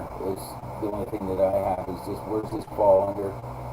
Is the setting basically a precedent for all our committees to go back? It's just a question. I need some clarity on that, how that works. Thank you. So over to you, CAO Johnson, and how this would match up with the protocol that we have in place for the vaccinated protocol for utilizing our facilities. I wonder if you could comment and match it up with the question from the Deputy Mayor in relation to the motion at hand. Certainly, through you, Madam Mayor. And to your question, Deputy, we are still in the process of developing a vaccination policy, a corporate policy. So there's a little bit of work that needs to happen with that. All of our committees are meeting virtually at this point. I don't have a sense of timing. We could go to Mr. Hewlett, and he could speak to public access to the facilities, because that is happening and there's proper protocols in place for that. So if this is something that the committee needs to happen soon, I'd need to coordinate staffing and see what that would look like. But perhaps Councillor Shay could give us a sense of what the project is and when they would need to meet in person to deal with that piece of their work. Over to you, Councillor Shay. Sure, thanks. I advised that if this was going to be permitted, it would certainly not likely be for the next meeting, that it would take some time to get this protocol worked out. Okay. So I don't think there's any real urgency. Well, Councillor Shay, I do appreciate that comment from you, because that does allow an opportunity for staff and the ECG to put together a protocol that can be used within those facilities, get that information out to everyone. And quite frankly, I'm questioning that it may be a protocol that would be coming before this council for endorsement. Over to you first, CAO Johnson, and then I would very much like a comment from our community and corporate initiatives officer as well. So you first, CAO Johnston. Certainly. Thank you, Mayor Robinson. So thank you for that, Councillor Shade, because there would be some logistics that I'd need to sort out. So I'm happy to hear that this is not an immediate request, but it would be happen, but it is something that we're looking at in the near future. I do agree that, you know, it might be time for us to put some thought to providing this opportunity for other committees that wish to meet in person, although quite honestly, I haven't had a request from any committee. They seem to be enjoying the convenience of a virtual format. So we would keep that in mind as a secondary option as well. So some work to be done, but it's timely. So I'm happy to put some thought to that. Supervisor Hewlett, could you please add to the dialogue? Yes, thank you. Madam CAO has summed it up quite succinctly.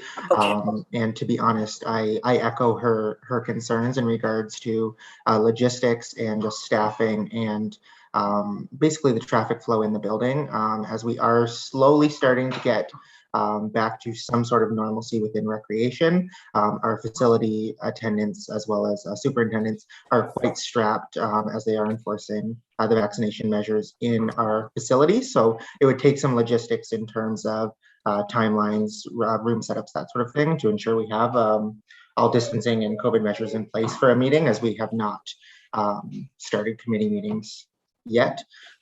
One thing to note in terms of a vaccination, currently, as we do not have a vaccination policy for the municipality right now, workers and volunteers, which would be committee members, would not be required to be double vaccinated in order to enter the facility if they were entering the facility for the sole purpose of a meeting. So before I go over to Councillor Shea, based on the vaccination policy, would this be a document that council will review and ultimately make a decision on? Or is this left at the staff level? Madam CAO, perhaps? Yes, thank you. Sorry, I thought you were asking Councillor Shea for a second there. Yeah, the policy would come to council for adoption for sure. And I have been collecting a number of different policies that have been approved by various councils, and it's interesting. Some of them are ranging from, you know, not enforcing a policy, that's a policy, and others are, you know, full enforcement. So it runs the gamut. So we'll have to, as a management team, sort of what we think would be appropriate for our corporation. Okay, so thank you very much. I'm just wondering, that doesn't make sense at the end of where it's got in Durham Community Center in the motion, that when a vaccine policy has been approved by council. And I'm just wondering, food for thought for the mover and seconder on that. I'll just leave that where it is right now. Over to Councillor Townsend. Thank you, Madam Mayor. Just a clarification. I do know that we're having the Thundercats, for example, within the building, and other events I think are occurring at other locations. So is that the beginning of the policy, or are they being done by those individual organizations? And I ask that question for clarity for council, anyone listening, and I'm sure that will spread like wildfire depending on what we say, but I'm already getting questions on, does that mean that's the policies for our buildings? So that's why I'm asking for that. Thank you. Very good. Supervisor Hewlett, please. My apologies, Councillor Townsend. I'm a little bit confused on what you're asking. Are you asking if our vaccination policy for staff will apply to our sports organizations? No, what I'm actually saying is that the fact that there is a policy for going in, say, to Thundercat games, you got to be double vaccinated, you have to have the proof, etc. Some members of the public are thinking that will now apply across the municipality, and the clarification I asked for is that the case, or was that being done by the individual organization that has said, you know, we're renting or we're using, you know, at the pleasure of the municipality their premises, and we set our own guidelines rather than it be the municipality that has set those guidelines. Over to you, Supervisor Hewlett. Thank you, Mayor Robinson. Long of the short is basically all users of our facility are required to follow our vaccination guidelines that we have put in place. All of our vaccination guidelines follow all of the relevant regulations and legislation. However, a user renting the facility for a private function can impose restrictions that are beyond what we have currently in place. Okay, thank you very much. Any other questions? Clerk Sharbuck, could you please read the recommendation and then I'll call the vote? Through Mayor, the resolution moved by Councillor Townsend and seconded by Councillor Shay is that whereas the West Grey Local Accessibility Committee needs to review and discuss a lengthy priority and planning document and request the option to have fully vaccinated members meet in person in the Durham Community Centre. All those in favor indicate with a raised hand. Question, Mayor Robinson, please. Yes, Deputy? I was just following up on the after in the Durham Community Center, once the West Grey vaccination policy, I wonder if the mover and the seconder could at least support that, and then that just kind of closes that gap on that statement. Clerk Sharbuck, would that not be an amendment? Hang on, Deputy, please. Would that be what is the Deputy Mayor is asking for an amendment, or is it clarity on the main motion? Please, Clerk Sharbuck. It could be an amendment, I guess, to make it very clear that the words following the implementation of a vaccination policy. Are you moving that amendment? Pardon me. I apologize, Mayor Robinson. I don't want to speak over you. I apologize. Yes, I would move that amendment. Thank you. Okay. Is there a seconder for that amendment then? I'm not seeing a seconder. So we'll go back to the main motion. Clerk Sharbuck, if you could please read that.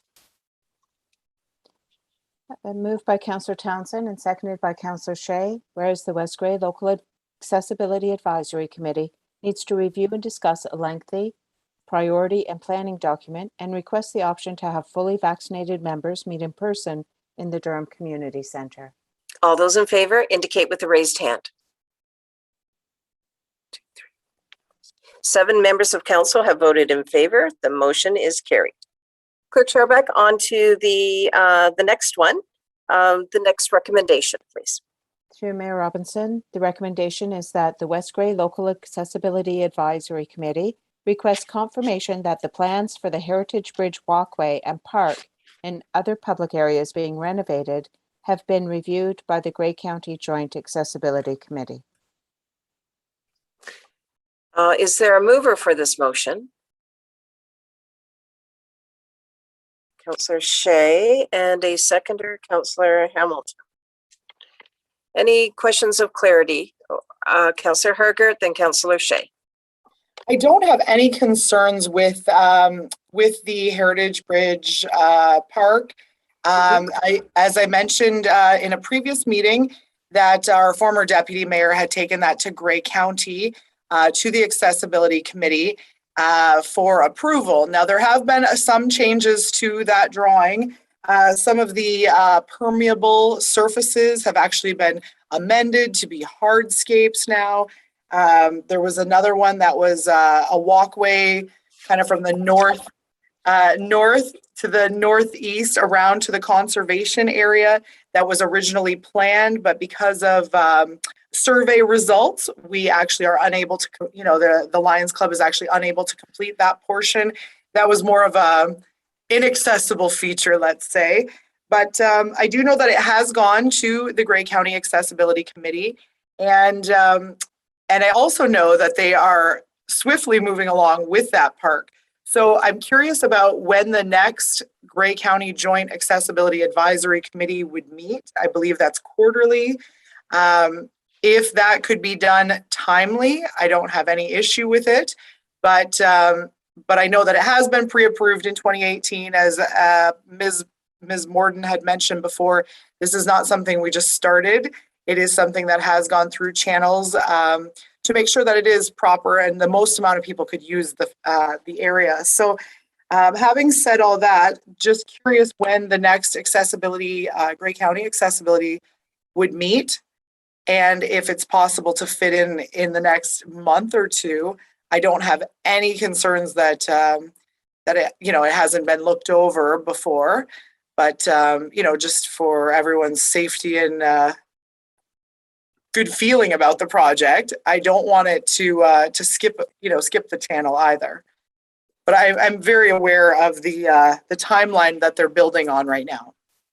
So Thank you for your comments. Yeah, do we have an answer of when they would meet? No, we would, that would have to be staff inquiring for the next meeting. There may be something listed on the agenda, but whether that is whether there is something listed or whether there's a meeting that is being planned. So that is something that would have to be addressed through Grey County staff. Councillor Shea, please. Thank you, Mayor. I think the only interest in the committee here was to recognize that obligation does exist and that the municipality is abiding by it. I think it was just the committee was just looking for a reassurance that the municipality knows about that requirement. Councillor Hergert did say something just now about the project is happening with an accelerated timeline or something like that. And the plans were changed due to lacks of funding. Those are the opportunities when missteps occur, when plans have to be changed at the last minute due to lack of funding, and people might think, oh, we don't have time to get all the proper reviews. I'm fairly certain that all the proper reviews are being undertaken. We were just looking for some reassurance of that. Thank you. Yeah, it's very clear what the recommendation is from the committee for an update. So I appreciate that. Further, Councillor Hergert. Yes, sorry, maybe I was misunderstood. The funding hasn't changed at all. It was that there were results of a survey that was completed and what property West Grey actually owned.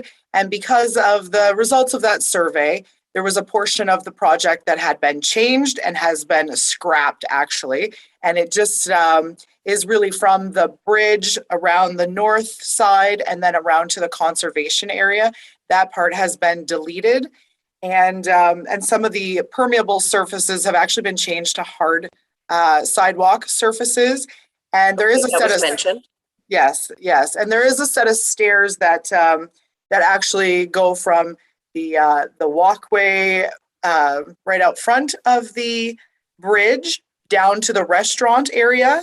And there is no ramp right there, but that's also because that walkway carries on to the sidewalk that then follows the grade down Highway 6 sidewalk there. So it is accessible that way too. I'm just cognizant of their building timeline. And so that's why I'm interested in noting just what their timeline is to complete and when the next possible meeting is. I do see merit, though, in having all of our projects for West Grey be reviewed by this accessibility, either local accessibility or Grey County. I know when we were speaking about the police department and actually even having ramps up to the sidewalk, I'm not sure how that, how it wasn't thought of before, but that's why we take the time. And so I do appreciate your comments, Councillor Shea. Councillor Townsend, please. Yeah, thank you very much. One clarification of what Councillor Hergert said is, I believe what you said originally is that those comments resulting in those changes or non-changes came from the Joint Accessibility Committee. Is that correct? Yeah, so in essence, nodding yes. We can confirm that it has been reviewed. And I'm thinking that unless there's other changes that have happened since, I'm not sure whether or not, in fact, we didn't just give the update. Okay, very good. Anything further? Clerk Scharbeck, please. Just for clarification, yes, the amendments to the hard surface was as a result of feedback from the County Accessibility Committee. So they did review the project, and that was their feedback, that was one way to improve accessibility of the park. And I do know a meeting is coming up in this last quarter of the year I don't have the date before me and I can't seem to find it in my calendar just at the moment, but I will be going, and I can assure you that I can make sure that the committee is updated on projects happening in West Gray and ask if there's any further feedback to come back and share that with you. I Excellent. can email out a date of the next committee meeting when I'm able to find it here, but it is coming up soon. Very good. Any other questions, members of council? Then Clerk Sharbutt, could you please read the motion at hand? A lot of discussion, so it's worthwhile. Through you, Mayor, moved by Councillor Shea and seconded by Councillor Hamilton, that the West Gray Local Accessibility Committee requests confirmation that the plans for the Heritage Bridge Walkway and Park and other public areas being renovated have been reviewed by the Gray County Joint Accessibility Committee. All those in favor indicate with a raised hand. Can I ask a point of order? Sorry. Certainly, a point of order. As we read this again, we request confirmation that the plans for the Heritage Bridge Walkway and Park and other public areas being renovated have been reviewed by the Gray County Joint Accessibility Committee. We actually have just received confirmation from Genevieve as well as myself tonight on the Heritage Bridge. We're also needing confirmation on the other public areas being reviewed. So could I have maybe a motion to amend that or to sever out the first part from the second part? What would be your amending motion? Actually, to just take out the Heritage Bridge Walkway and Park and leave in all the other public areas being renovated, such as the police station, town hall, etc. So at the appropriate time, Clerk Sharbutt, could you please read back the amending motion? And then I'll ask if there's a seconder. So through you, Mayor, and Councillor Herger, again, give me a thumbs up if this suits, that the main motion be amended by removing the Heritage Bridge Walkway and Park. Is that correct? Yes, okay. Please. Is there a seconder for this amending motion? Councillor Townsend? All right, any questions on it? All those in favor indicate with a raised hand. 1, 2, 3. All those opposed? 3 members of council were in favor of the motion. 4 members of council were in opposition to it. The motion is lost. And now I move over to Clerk Sharbutt to read the main motion. Through you, Mayor, the main motion has not changed. Moved by Councillor Shea and seconded by Councillor Hamilton, that the West Gray Local Accessibility Committee requests confirmation that the plans for the Heritage Bridge Walkway and Park and other public areas being renovated have been reviewed by the Gray County Joint Accessibility Committee. All those in favor, or first of all, any questions? All those in favor then indicate with a raised hand. 1, 2, 3, 4, 5, 6, 7. 7 members of council have voted in favor of this motion. This motion is carried. I need to, we just have the minutes of the boards and committees. And then I'm wondering if council would like to take a 15-minute break. Would that be okay with everyone? Okay, so on the next recommendation, Clerk Sharbutt? Through you, Mayor, the recommendation is that the minutes of committees and boards are hereby received. Is there a mover? Councillor Hergert. Is there a seconder? A seconder for this motion, Councillor Hamilton. Questions? All those in favor indicate with a raised hand. 7 members of council have voted in favor of this motion. This motion is carried. Everybody was in favor of taking a 15-minute break. We'll be back at 8:15 and we'll begin with item 10. Please take your audio and video off. Enjoy your 15 minutes.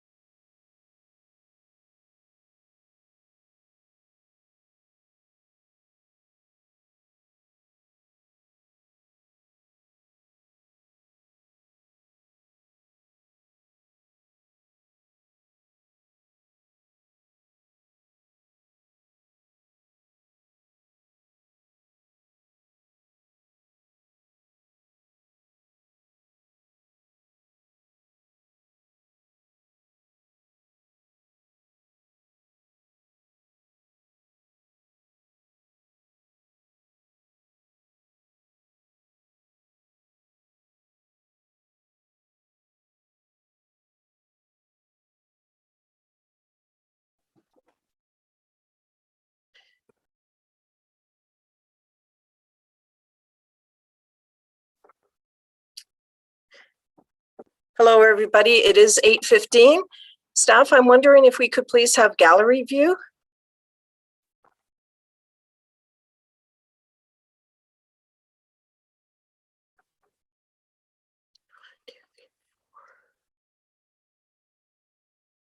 Thank you very much.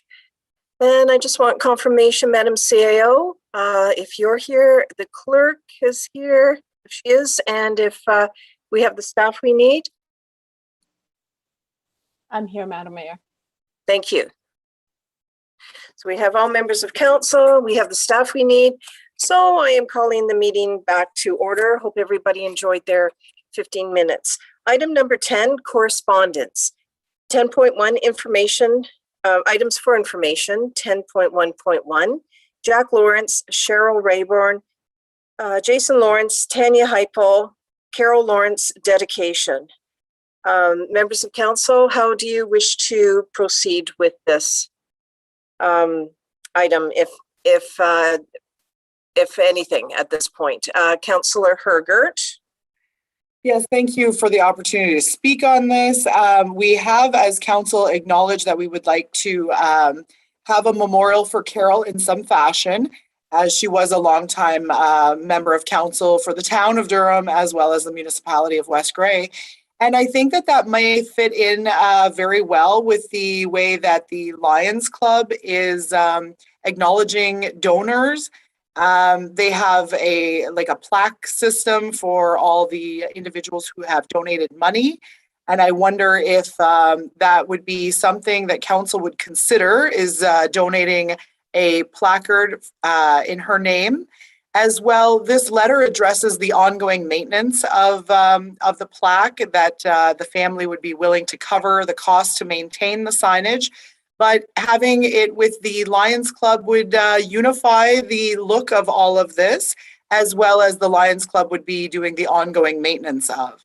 So I would like council to consider donating a plaque in her honor. They do have plaques available for, I believe it's $250. That would be a sign on the Lions Club plaque. So I think it would be unifying and a very nice gesture in honor of Carol. So, Councillor, I'm just confirming, are you moving a motion and are you looking for a staff report that is going to address all of this? I don't believe a staff report would be necessary. I mean, I think what I'm talking about is a $250 donation to the Lions Club in honor of Carol, and I would move a motion to that effect. Okay, Clerk Sharbuck, could you please help with the wordsmithing on this? And when we get the language around it, I'll look for a seconder.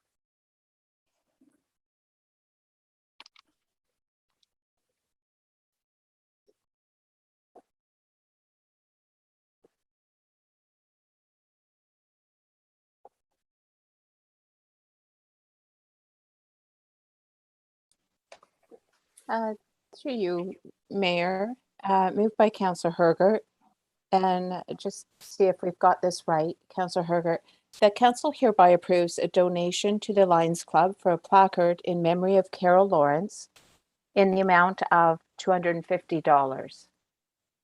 Councillor Hergert, is the language appropriate? Yes. Is there a seconder for this motion? And I'm looking for a raised hand, not electronic hands. Is there a seconder? Councillor Hutchinson, you are seconding. Okay, questions or comments? Beginning with Councillor Hutchinson, then Councillor Townsend. Yeah, I second that, but I'm not too sure at this time we need to put a monetary value on it. My recommendation is that we have the family meet with the Lions, West Grey Lions, to talk about it. One of the things that I thought in their letter, they talk about dedicating the Heritage Walkway Bridge in her name, in Carol's name. We're really talking about two different things here. We're talking about the West Grey Lions Park, and we're talking about the Heritage Bridge. I know Carol Lawrence and Greta Kennedy and a few others were very involved in getting the bridge, saving the bridge as a walkway. So maybe there's an opportunity to do something on the bridge to recognize it and its historical value versus the Lions Park. I think there's merit in the park Lions doing their thing in the park, but maybe there's an opportunity to do something on the bridge too. So I'm not sure if we can, we can pin it down to how much and where and what that looks like. Maybe a discussion with the family, with the Lions group, and maybe bring it back to council that we can discuss it further at a later date. Thank you. Okay, so is that an amendment or is that just a statement? Because I would go on to Councillor Townsend, but I need to know what you're doing with that, Yeah. if anything, Well, by the way. I could amend that just to say that, in the motion that mentions about a plaque in her name, but maybe we don't need to take out the 250 and just say with future considerations. Okay, I think we're dealing with two distinct things here. Madam CEO, or no, not at all. Madam Clerk, could you please assist with this?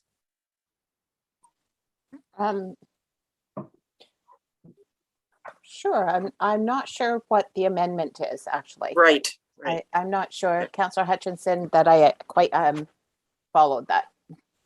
Okay. Can you read what the motion is?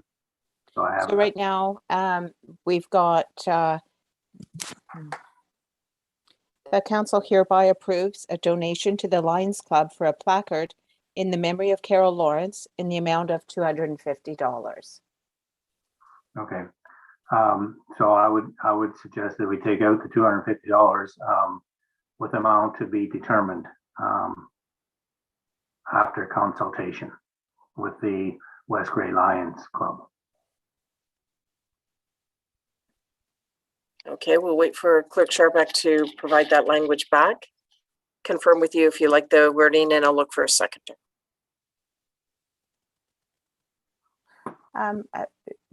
So the family and the Lions Club are going to consult? I don't know that we can direct them to do that. Or do you mean staff?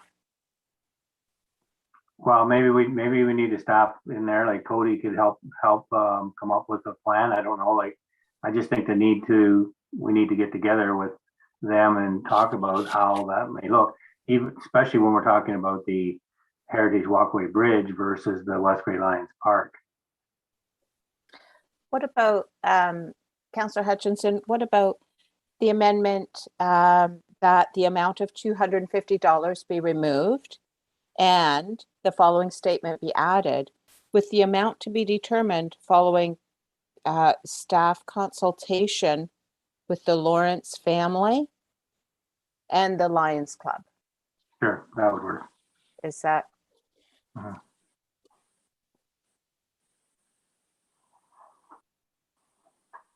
Okay, if you could just read that back one more time, Clerk Sharpak, and I'll look if there's a seconder.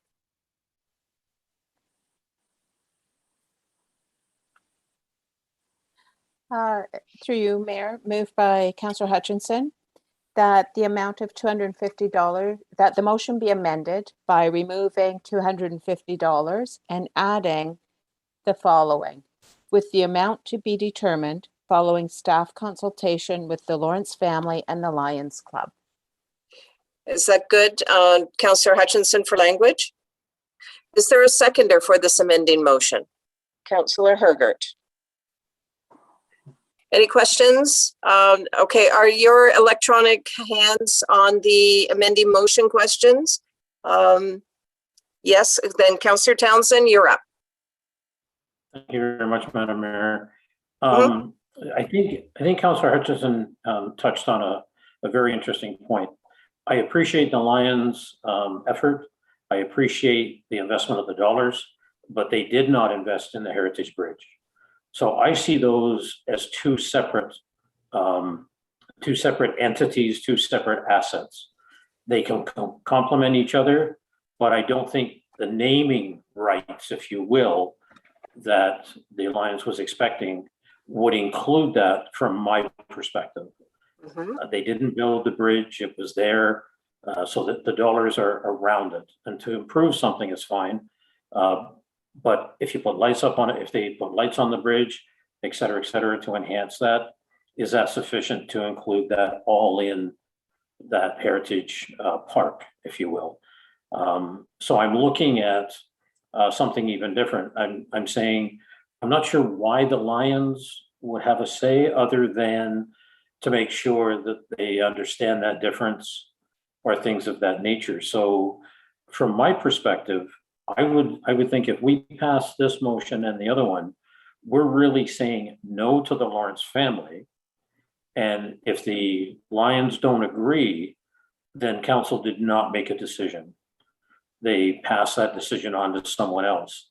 And yet, when I went through the naming policy and I looked at all the different requirements, Carol pretty well hits all of them. With the statements they provided, with the meteoric type effort that went through, with the direct link to the bridge. The direct link is if she hadn't done anything, it wouldn't be there. And I realized she wasn't the only one, but it's not everybody's name that's coming forward. So from my perspective, I believe that the path we're going down really does not do justice to council making a decision. I think we're passing the buck to someone else, and we may get a decision that we didn't want. I would rather council make a direct decision and not pass it on by recognizing they are two assets. Heritage Park is one, and the Heritage Bridge is a totally distinct second. And we either step up and do it, or we step up and don't. But I see too much that can go wrong here, where you get a decision by a third party, not by council. So I don't know if it's appropriate, but the motion I'd like to put on the floor is that we actually treat them as two separate assets, and council makes a decision whether or not we will allow or approve, sorry, rather than allow, but approve the request to put a marker, whatever it may be, on the bridge. But we work with the Lions to make sure that it complements in looks and it doesn't come out as something totally different. I think that would be the best I would do. So I will ask the clerk if that is possible to do at this point, rather than go down the path of continuing to move it further and further away from council's hands. Clerk Sharbeck. Through you, Mayor Robinson, I think that's a very different, motion than or intention than what's on the floor at this time. And I'm wondering if following the vote on the amendment and then the main motion, if that would be a follow-up one. But I think I'll just read the amendment. I'm thinking that it would still come back to council for the decision, the way it's worded, or that was my understanding. It's moved by, excuse me, Councillor Hutchinson and seconded by Councillor Hergert, that the main motion be amended by removing $250 and adding the following, with the amount to be determined following staff consultation with the Lawrence family and the Lions Club. So then that would fit into the main motion, but the amount would be determined by council. And that would be, if that amendment is passed, the main motion is to approve a donation to the Lions Club for a placard in memory of Carol Lawrence. Okay, Councillor Townsend? That's where we're at. I don't see that as the same. Yeah, I don't see that as the same thing, because what it's really talking about is a donation to the Lions Club. It's not talking about permission by council to do what was asked. So we're not actually responding to the motion or to the request that came in the correspondence. We're making up our own different path to find some form of recognition, which is a denial of the request without actually denying it. And not only that, we weren't talking necessarily about money in the original request, because they had said, we'll do it, we'll pay for it, and we'll maintain it. This way, we're paying, we'll end up funding something that goes to the Lions in lieu of yet another plaque being put up. I think those are way two different things. So no, I don't think it does. I don't think it does that. But if you feel that it's different and it has to wait the other ones, then I would like to see council decline the amendment and decline the original and come back and review this directly with the request and not pass something that bypasses the request and doesn't respond to it, in my opinion. Thank you. Thank you. Councillor Shay? Thank you. I do agree a little bit with what Councillor Townsend is saying, that we do seem to be handing the decision off. But I raised my hand because I wanted to ask if staff could just review for us what our naming policy is. We originally got this request two years ago or so, and stuttered at that time and decided to develop a policy that would help us manage requests like this. We spent a good deal of time developing that policy, and that policy is now in place, I believe. So we should defer to the policy, would be my recommendation. And I'm hoping that staff might be able to remind us of what the policy for these sorts of requests is. Clerk Sharbach? Do you have a response? I do have the policy. I did, I believe it was sent out with the minutes from March 5th, 2019, when the matter first came to council. There's been reference to a resolution dedicating the bridge at that time. At that time, sorry, let me just see where. I can't find the resolution in here. Oh, moved by Councillor Townsend and seconded by Councillor Hamilton. Resolved that the Committee of the Whole hereby recommends Council approves the request from Bev Cutting to place a sign at the Durham Walkway Heritage Bridge in memory of Carol Lawrence, subject to review by the Durham Walkway Heritage Bridge Committee. So that was a Committee of the Whole meeting, and I believe those minutes and the decisions therein were ratified at the next council meeting. And then following that, so that wasn't naming the bridge or dedicating the bridge, it was putting a sign at the bridge. Following that, in September of that same year, the corporate asset naming policy was passed and adopted by bylaw. And I'm wondering, it's quite lengthy. I'm sure you don't want me to read it to you, but I can resend that to everybody if you want to have a look at it before finalizing this decision. It was sent out, I believe, with the link to the amended or the addendum. Okay. Further, Councillor Shay? Thanks. I haven't reviewed it recently, but my recollection was that the corporate naming actions would be led by staff and staff reports, and that it would be made much less of a political or council sort of activity.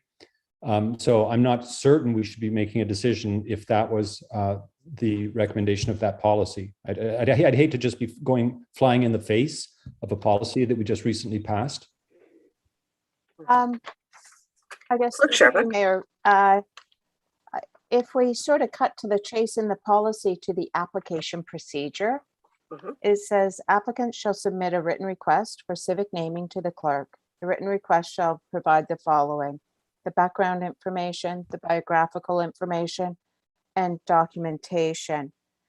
And then each application for naming and renaming shall undergo a process which will review the application for conformity with this policy, the policy in whole, which I don't think council's had an opportunity to do with this particular request. And an actual application could be discussed in a closed session and reviewed. This letter was received as correspondence to council, so it's on the public agenda for sure, because there's a bit more in it than just the naming policy. So it's council's decision how you'd like to go forward with that, or if you'd like to discuss it with the policy at a separate time. Over to you, Councillor Shay. You still have the mic. Thank you. My recollection was that the review for conformity was going to be a staff activity and not a council activity. This correspondence came in and got deemed to be correspondence and got put on the correspondence section of this agenda.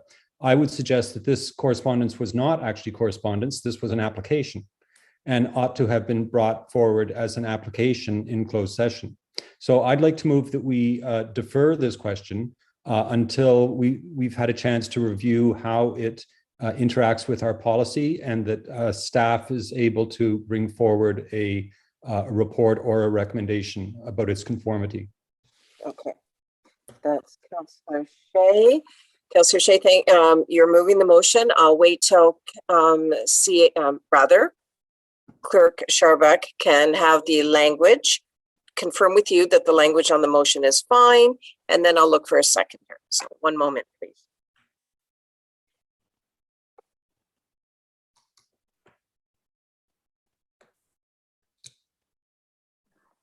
Point of order, Mayor. Certainly. I'm just curious, don't we have a motion on the table at this point that we were amending? There's an amending motion, but now there's a deferral, correct, Clerk Scharbeck?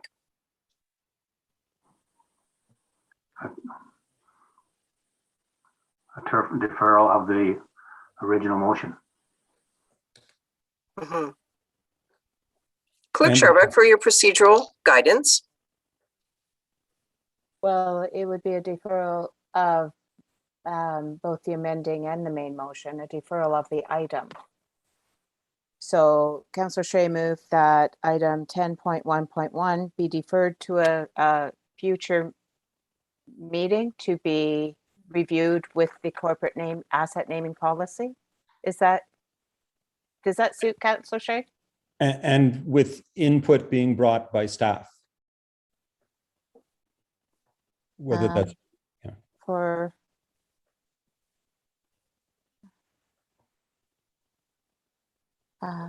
so that item 10.1.1 be deferred to a future meeting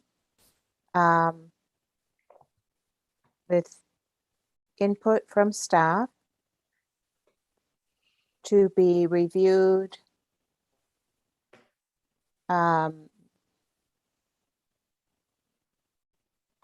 with the corporate naming policy, asset naming policy. I wonder if you could read that all together now, please. Clerk Scharbeck. Moved by Councillor Shay that item 10.1.1 be deferred to a future meeting with input from staff to be reviewed with the corporate asset naming policy. Is there a seconder for this motion? And I'm looking for a raised hand. Councillor Hamilton, I'll take you as the seconder. Now on this deferral motion, are there any questions before I call the vote? Councillor Townsend? Oh, Councillor Townsend, I guess your electronic hand is down. You don't have a question at this time? Okay, Councillor Hutchinson then. Yeah, I don't have a problem with the deferral. I just want to make sure we get it right. I think we've already made the commitment, it sounds like, when we have a resolution. So it's not a matter are we going to do it? It's just a matter of how we're going to do it and where's this plaque going to be and how much is it going to cost. So however we get there is fine. You know, again, the park is moving forward, so it'd be nice to get it done sooner than later. So the quicker we can get it done, the better. Thank you. Thank you. Councillor Hergert. Thank you. I would like a bit of input from Public Works on that, because I don't believe that we could actually attach a sign to the bridge. There was something about the construction of it and having horizontal inputs into the woodwork and stuff, but I'll leave that for Public Works. I also know that there was a memorandum of understanding or agreement with the Lions Club. I would like that to be reviewed as part of the staff input.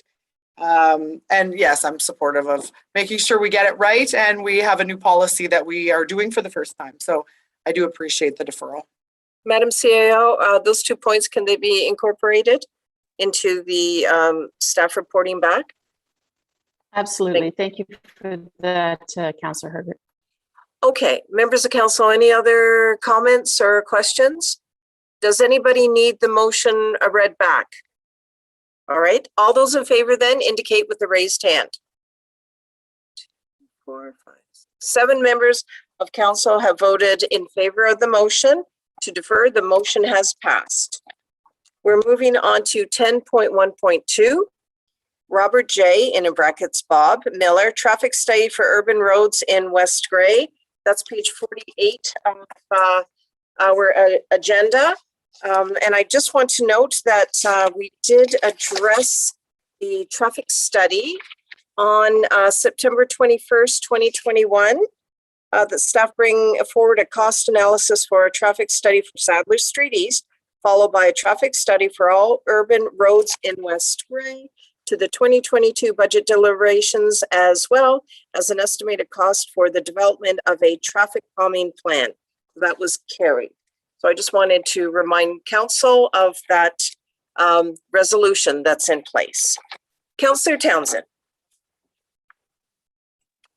Thank you, Madam Mayor. I just wanted to make one clarification for council and anyone listening is the intent of doing the Sadler Street was to test the technology that we had identified, and it will become one of the tools or not that is used to look at traffic calming, et cetera, throughout the municipality. So it's not intended to be a one shot only. It really is looking at different technologies and how they fit. And because of the area, it kind of gave us a look at a lot of things, being that you have a seniors home, which brings in traffic.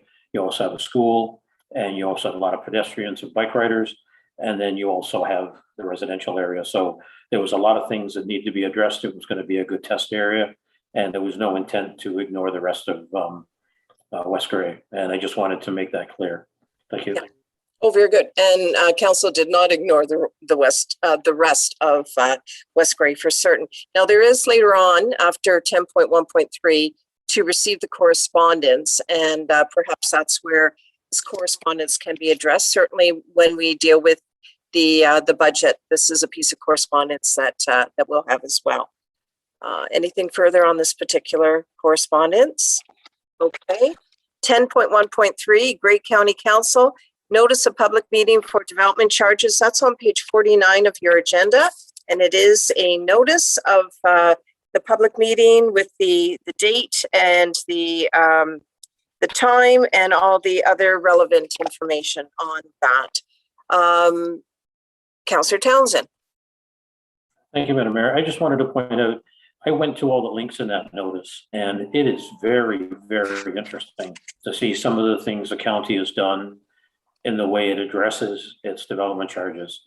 And I would encourage staff that when it's time to look at ours, and I'm realizing we don't have to wait 5 years to do it, that we look at that as an example before actually presenting it. I think it was really, really interesting to see how they set a number, they move forward with automatic increases, which means you're not just going to review it for the fact of are the numbers current with inflation or whatever that's happened since, but you're looking at other things that may have changed. So I would encourage everybody to read those. They were excellent. Very good. Anything further, members of council?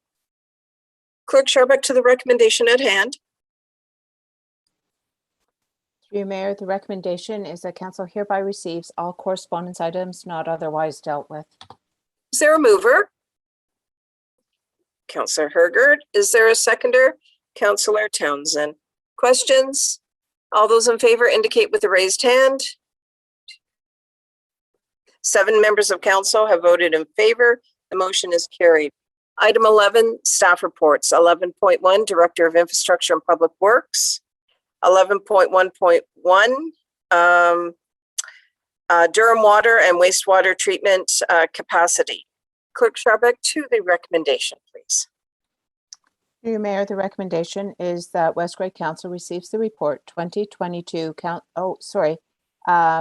receive the Durham Water and Wastewater Treatment Capacity Report for information, and further that council directs staff to include in the 2022 budget detailed information regarding funding the future capital investments required to meet growth needs. We'll take a mover and seconder. We'll have a presentation from our Director of Infrastructure and Public Works, questions from members of council, and then ultimately a vote. Is there a mover for this motion? Councillor Hergert. Is there a seconder for this motion? Councillor Hutchins. Okay. Mayor Robinson, hello. I would Yep. like to move an amendment just that we add in the words, basically in priority order, that council directs staff to include in priority order for the 2022 budget, detailed information regarding funding. Okay, Clerk Scharbeck, I'm inclined just to ask the mover and seconder if they are fine with that. Do you have any difficulty procedurally? Whatever's the wish of council. Yep. Okay, so as the mover, actually, Councillor Hergert, are you okay? Are you Yes, fine? I am. Yeah. And Yes, I Councillor am. Hutchinson, are you fine with the addition? Okay, perfect. All right, so that'll be included in the motion. So over to you, Director of Infrastructure and Public Works, for your presentation with regard to your report. Also recognizing that Rakesh Sharma is still available, and please go ahead. Thank you, your worship, members of council. Can everybody hear me okay? Yes, please Super, proceed. Good stuff. Yeah, thank you. Essentially, a bit of a summary here and a bit of background discussion with respect to this report. Infrastructure and Public Works Department was engaged in getting an engineering consultant to review Durham's existing water and wastewater capacity. Essentially attached to this report, I have Rakesh's report, which is basically detailing that capacity as he presented earlier this evening. It also further provides recommendations related to capacity improvement. Currently, there are 2 residential subdivisions that West Grey is committed to for providing water and wastewater services. And also with the Rockwood Terrace long-term campus on the near horizon in the planning stages, it was important to get this capacity assessment completed. It also provides some forecasting with respect to demands on the water and wastewater treatment systems. And I'd also like to just reassure council that based on this report, there is enough capacity for to accommodate the current approved residential subdivisions and the redevelopment of the Rockwood Terrace long-term care facility. However, to meet the needs of the extended campus of care at the Rockwood Terrace site and future development, capital upgrades are going to be required. And future subdivision agreements can only be approved if water and wastewater capacity exists in the system. So that pretty much sort of sums up what my report states. And of course, we'll do our best to answer any questions with respect to the report or the presentation that was put on earlier in the evening, as well as what I've outlined here in my report. Very good. Okay, thank you for that presentation, and looking for questions from members of council, beginning with Councillor Townsend and Councillor Hutchinson. Thank you, Madam Mayor. I'd like to go back to the motion, please. And I agree with what's been said so far. Again, I'm wondering if we could say, and taking into account that particular report, so making a reference to the report that we received tonight. And then I do have a couple of other questions, but I would propose that to the mover as well of the original motion. Okay, Councillor Townsend, can you just identify the report? Okay, whatever the name of the official report of that from Rakesh. So Durham Water and Wastewater Treatment System Capacity Assessment. Thank you. Clerk Scharbeck? I'm going to check with our mover and seconder, but I'm suggesting that that is something that we could potentially add within the motion without going to an amending motion. Would you agree procedurally, or do you have a different comment? The first change was made by the mover, so I guess it's council's wish if you want to do an amendment to the motion by adding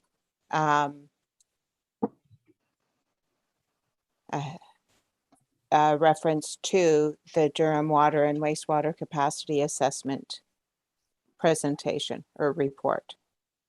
Okay, Clerk Scharbeck is suggesting it be an amending motion. Councillor Townsend, is that what you're moving? Yes. Okay, is there a seconder for that? Councillor Hergert? Okay. questions dealing with this amending motion?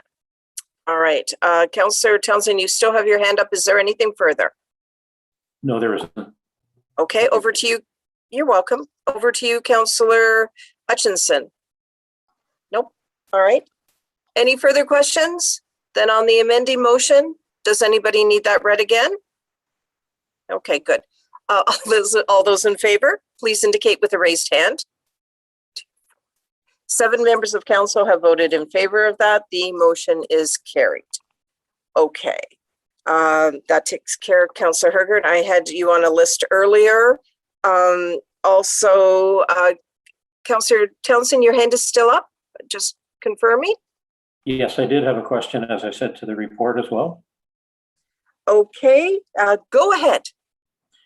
I believe the report actually assumed that it was 50 houses per year. And the other example was, here's what would happen if it was 100. Your report in the background says 100 new houses per year. I wonder if you could confirm what, in fact, number you'll be using going forward. Director Schwinski. Certainly, through your worship, that's a great question. We would essentially be, we're basing this information of approximately 100 houses per year based on the existing permit data that we got from the building department. So that's what we would use moving forward, because that's the rate at which houses seem to be, that the permits seem to be coming in. So so that's where the 100 houses came from, and that's more realistic to what we're experiencing right now. Okay, thank you. I just have one other question, and that is, when you come forward, I think the question was asked earlier, will you actually be bringing back in the 22 budget a projection over a period of time or strictly for 2022? And I ask that because if we approve it, which is what I would hope we would approve, at least some form of it, that we would understand what the impact of that is going forward, rather than just a snapshot in time. Certainly. Director? Certainly, through your worship, for the 22 budget, we would bring numbers and projections with respect to what we would need right away in the 22 budget, as well as a capital forecast into the coming years. To essentially meet our needs, so that we make sure that we have our capacity in our system. Thank you, Director Zawinski. I appreciate that. Councillor Hutchinson, Councillor Shea. Okay. So a couple questions. One being the water. Apparently, there's a need for a new well, at least one. And Rakesh mentioned that the ideal location would be north of the water tower on top of the hill. Is there any advantage to having a well on top of the hill near the water tower, given that we have 2 developments to the east of that, versus having another well downtown Durham? Director? That is a great, through your worship, that's a great question. I'm gonna get Rakesh to chime in on this question as it relates to where the location of the well is. Certainly. Rakesh Sharma, please respond. So back almost like 10 years ago, what we did was we looked hydrogeologically where is a good probability of finding good source of water. And not only the quantity, I think we also had to look at whether the water supply source is going to be secured enough or not. As I indicated, as I mentioned earlier, just south of the Tim Hortons location, I mean, there used to be, I think, a pit or some kind of a quarry. That area likely has lots of water supply available because they do have a well, but unfortunately that water is very, very high in hardness. That's one problem.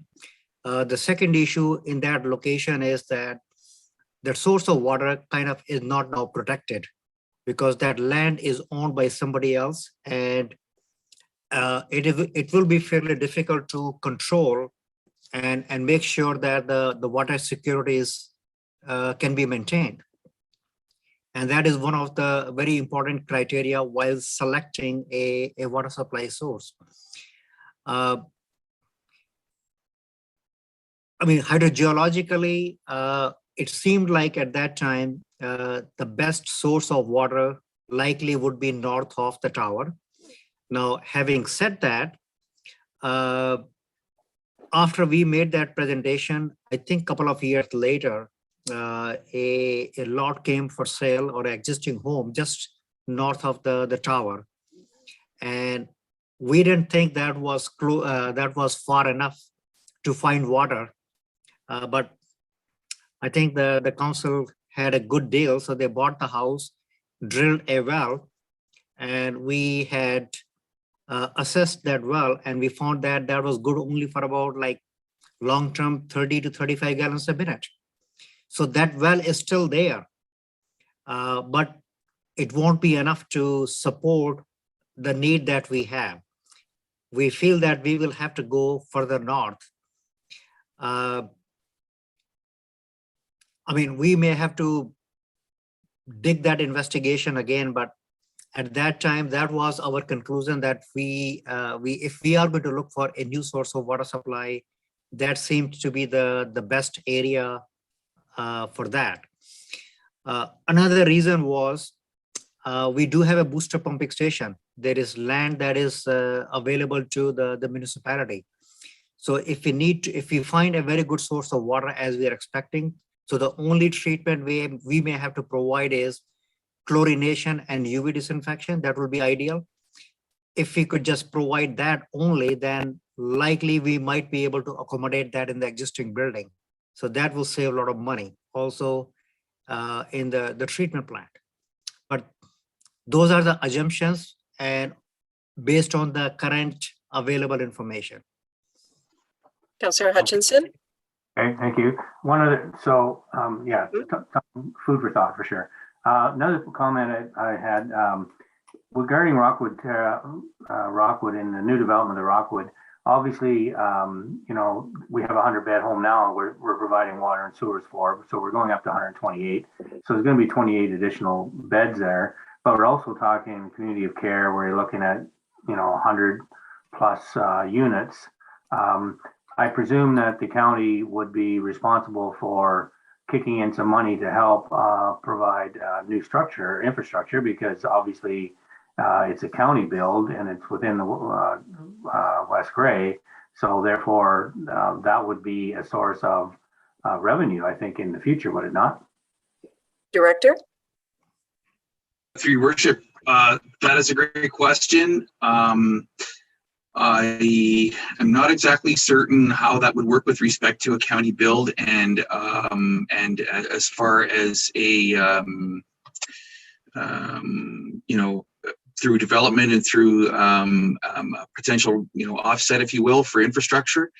But I can most definitely look further into that to see how that would impact our system and as far as developing charges and as far as what that would mean as far as our infrastructure improvements. Okay, and just one quickly comment. So it didn't sound like we needed to expand our wastewater treatment center, right? I mean, it barely handles it, but it does handle it. Whereas water, the well we need. I'm just wondering if that's something, you know, maybe it's a possibility to do something over in the near Rockwood Terrace to help with that waste management. I don't know, and even maybe a well. Who knows? Maybe there's potential there. So I'll leave that out there, throw it out there for food for thought. Thank you. Over to Councillor Shea. I'm going to ask the deputy after Councillor Shea speaks if he still would like to speak, because I had a note that he would, and then over to Councillor Hamilton. That's the speaking order. Please go ahead, Councillor Shea. Thank you, Mayor. For Director Maiton, if she's in fact on the call. Yes. You presented to us a proposal to revisit the water hookup charges not too long ago, and we took a more modest approach to that than you were suggesting. We've also been fairly modest in our development charge rates. Do you think that we need to revisit those things in light of this information about requiring new wells and extensive maintenance to our existing leaking sewage pipes? Director Mayton. Yes, through you, Madam Mayor. That will be one of the items once we get our costings from the engineer that we will have the background then to dictate where the rates need to be, because there should be a balance between existing users and the buy-in from the connection charges as well. So that will be part of the discussions when we bring those costings forward with the projections of that. It does seem like this demand is development driven. And, you know, I'd hate to sort of put a big burden on the later developers, you know, and give a sort of a light ride to the early developers. But if you've got a handle on that, terrific. My other question was for Mr. Sharma. You mentioned that there were a couple of years of data that you rejected because they were unduly affected by weather. Have you, do you think that climate change is going to have any impact on this demand, or is that something that you've factored into your calculations? Rakesh Sharma, please. Thank you. The data that we disregarded, the high water consumption data, the reason I discarded that data was because of the water main breaks. Those water main breaks were fixed afterwards. So, I mean, that is a unusual situation. It is not supposed to happen frequently. And I mean, so that happened in 2014 and 15. And for the last 5 or 6 years, we did not have those kind of water demands again. So that was the reason I chose to discard that data. I mean, that will be really unfortunate that we have a huge water main break at the time when we have the maximum water demand, but that's an emergency situation. The water towers that we have, they provide emergency storage, and we will have to dip into that. And of course, the water rationing would also be needed if we have a situation like that. I mean, those are emergency situations. So you make some allowance for that in your water system designing. Did I answer your question? Councillor Shea. Thank you. Largely, but I guess the general nature of my question was, have you considered climate change as a factor in any of these sort of engineering type of discussions? I don't know very much about the engineering of water systems, so sure. So to answer that question, we generally look at the Ministry of Environment Design Guidelines. So the kind of residences we have in Durham area, so water demand per person per day could vary from 270 liters per day to almost 450 liters per day. So when the developer's engineer is providing the water demand projections, they are using 450 liters per capita per day. Even for the other water demands, which is for whether it's for Rockwood or infilling or any other projection that we are making, that is also being made at 450 liters per capita per day. Experience has shown that the water demands could be very, very high in very, very luxurious type of or estate type of homes. It seems like the thrust is going to be more on like the townhomes or like higher population density with smaller homes. So, and that's one another reason. I mean, I had recommended that we closely watch our data every 2 years and revisit the numbers as needed. Because these are some certain things we got to use almost our crystal ball.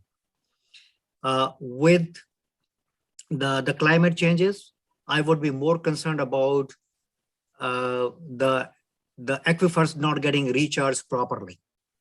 That would be more of my concern. But having said that, when we follow the Ministry of Environment Design Guidelines, so when we are picking a source of water supply, the guidelines are that we have to assume that we are going to pump that well 24 hours a day at the max take for the next 20 years. Now, as I mentioned, the max day is almost 2 times of the average day. So, I mean, there is a lot of cushion or factor of safety involved when we are designing large systems like that.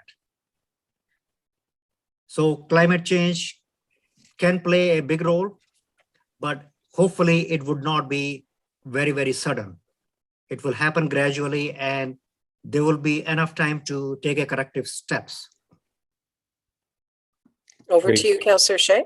Thank you. Thank you. That's all. Okay, thank you.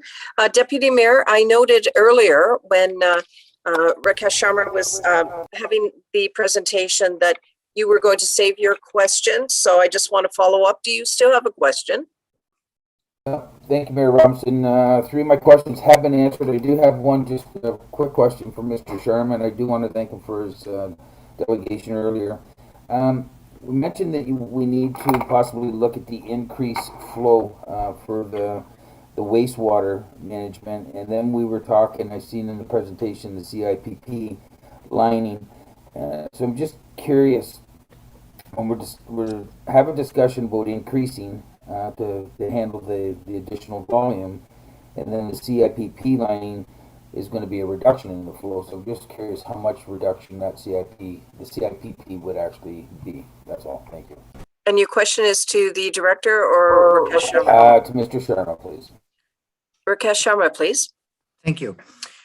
So CIPP lining is what it is it's a piece of cloth which is of the shape of pipe, and it is immersed in resins, and then you pull that within the pipe, inflate it and cure it by steam or hot water.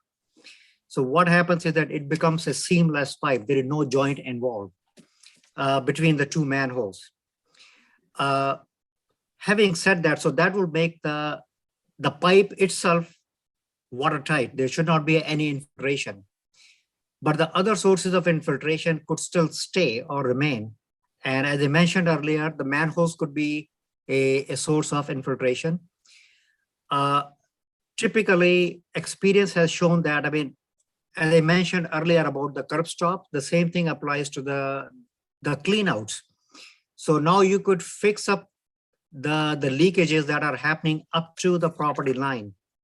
But now if you have a pipe beyond the clean out towards the house, and that pipe is leaky and that particular area is prone to high water table, you could have a non-stop flow coming through that pipe, even though we have spent a lot of money fixing our side of the wastewater system. To give you an example, about 5 or 6 years ago, for the Garafraxa Street, we did some preliminary engineering, did not get the funding. So there we ran the camera, and we ran the camera through the wastewater service, and we found the clean water coming from the private side. It could be happening at more places. Did I answer your question? Deputy Mayor, anything further? Okay, Councillor Hamilton and then Councillor Hutchinson. Thank you, Mayor Robinson. A question for Rakesh. Thank you. Just my ignorance. Could you just explain how our stormwater is managed? I guess I just don't understand. Does our stormwater get treated? Does it go straight to the river? And how does the stormwater interact with all the other water that we've talked about tonight? Thank you. Rakesh Sharma, please. Okay, so thank you. So we are actually talking about now 3 waters. One is potable water or the drinking water. The second what we talked earlier was the sewage coming from the toilets, the showers. So that's sanitary sewage. And the third one is storm water, which is coming from the precipitation, rainfall, snow melt. The 2 things that we talked about today was for potable water and the sewage. The storm water flows in the storm sewer pipes, and the catch basins, and it goes directly to the river. So that is not going to be causing us problem when we are dealing with the water demands or the future homes construction. Having said that, I mean, even the storm sewers, the stormwater discharge to the rivers, it is coming under more scrutiny by the conservation authorities. Like for instance, I mean, the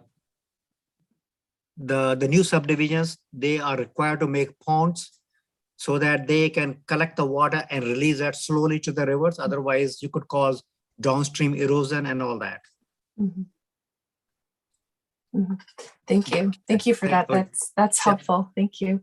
And welcome. another question I have for you. I know in your report that you speak to promoting more water conservation within our community would be helpful.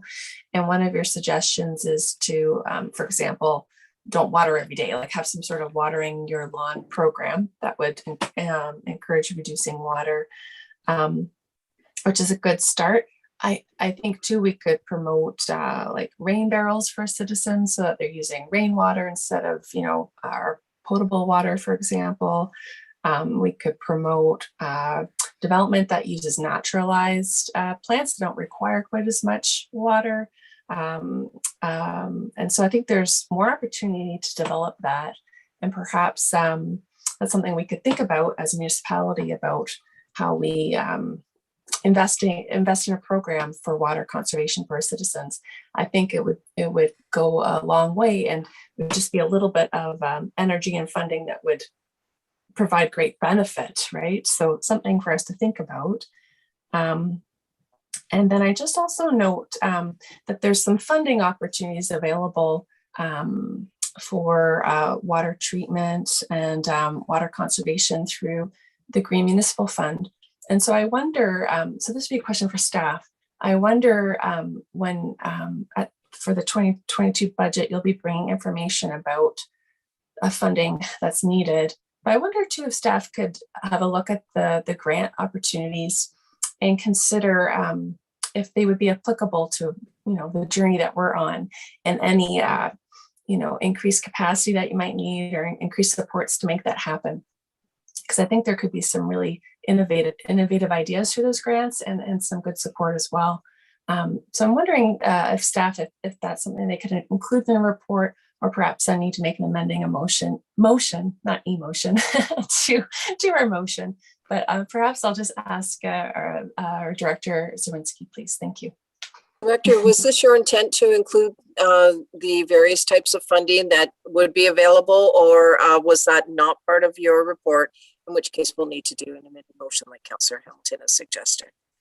Thank you, kindly, Your Worship. We will, in our report and in our budget, in the 22 budget process, we can bring funding opportunities for council's consideration. That was something that we were always going to do. Okay. Wonderful. Thank you. That's great. Thank you very much. Okay, thank you. Councillor Hutchinson. Yeah, just a quick comment, sort of goes along with the budget idea, or funding idea. I do believe, and we had the discussion about development charges, and I believe that's the place that we should be putting a water and sewer infrastructure charges on our development charges. Some municipalities do that.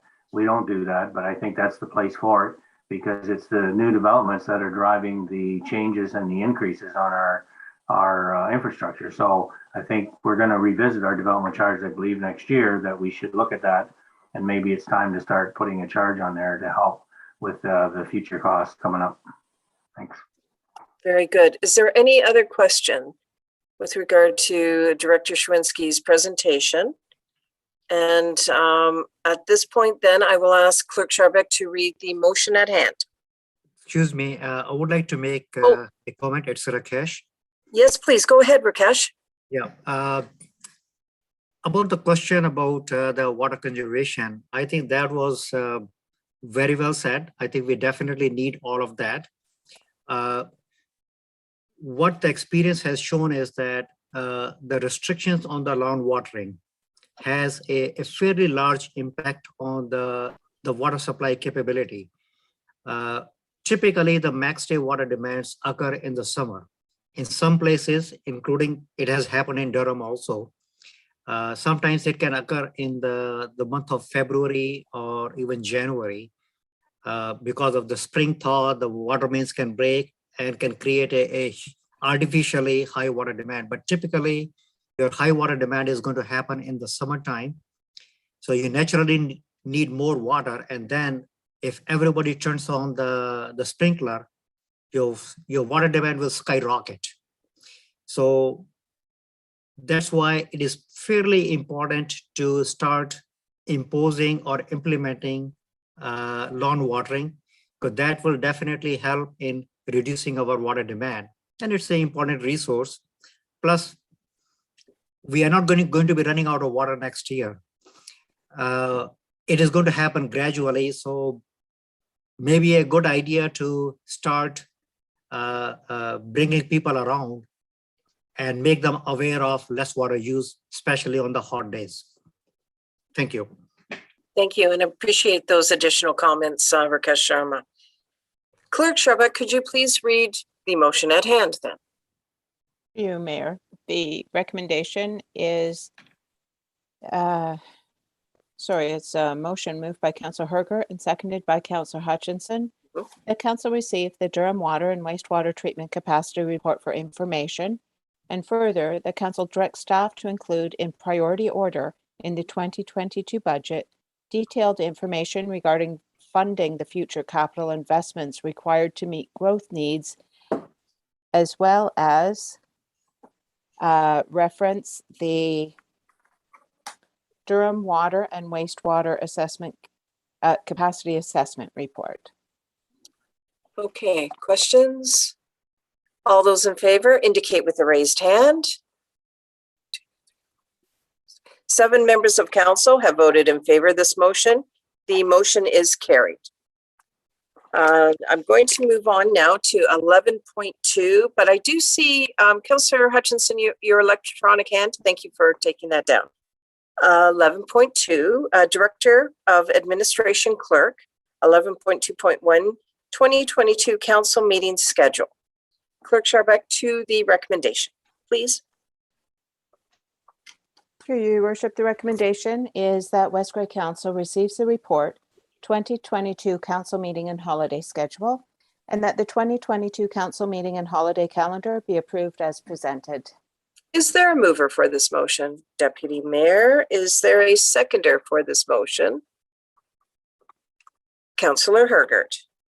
Okay. Clerk Sharbeck, your presentation on your report, please. Through you, Mayor, the report is pretty self-explanatory. It's that time of year where we need to set our meeting dates for next year. Certainly there's planning applications coming up that will require those meeting dates as well. And just available and welcome any questions. Okay, any questions, members of council? Councillor Hamilton. Thank you. I've got a consideration that I would appreciate our clerks weighing in on. Would it be possible if we were to amend the procedural bylaw that the agenda would be published on a Wednesday instead of a Tuesday? That's a big if.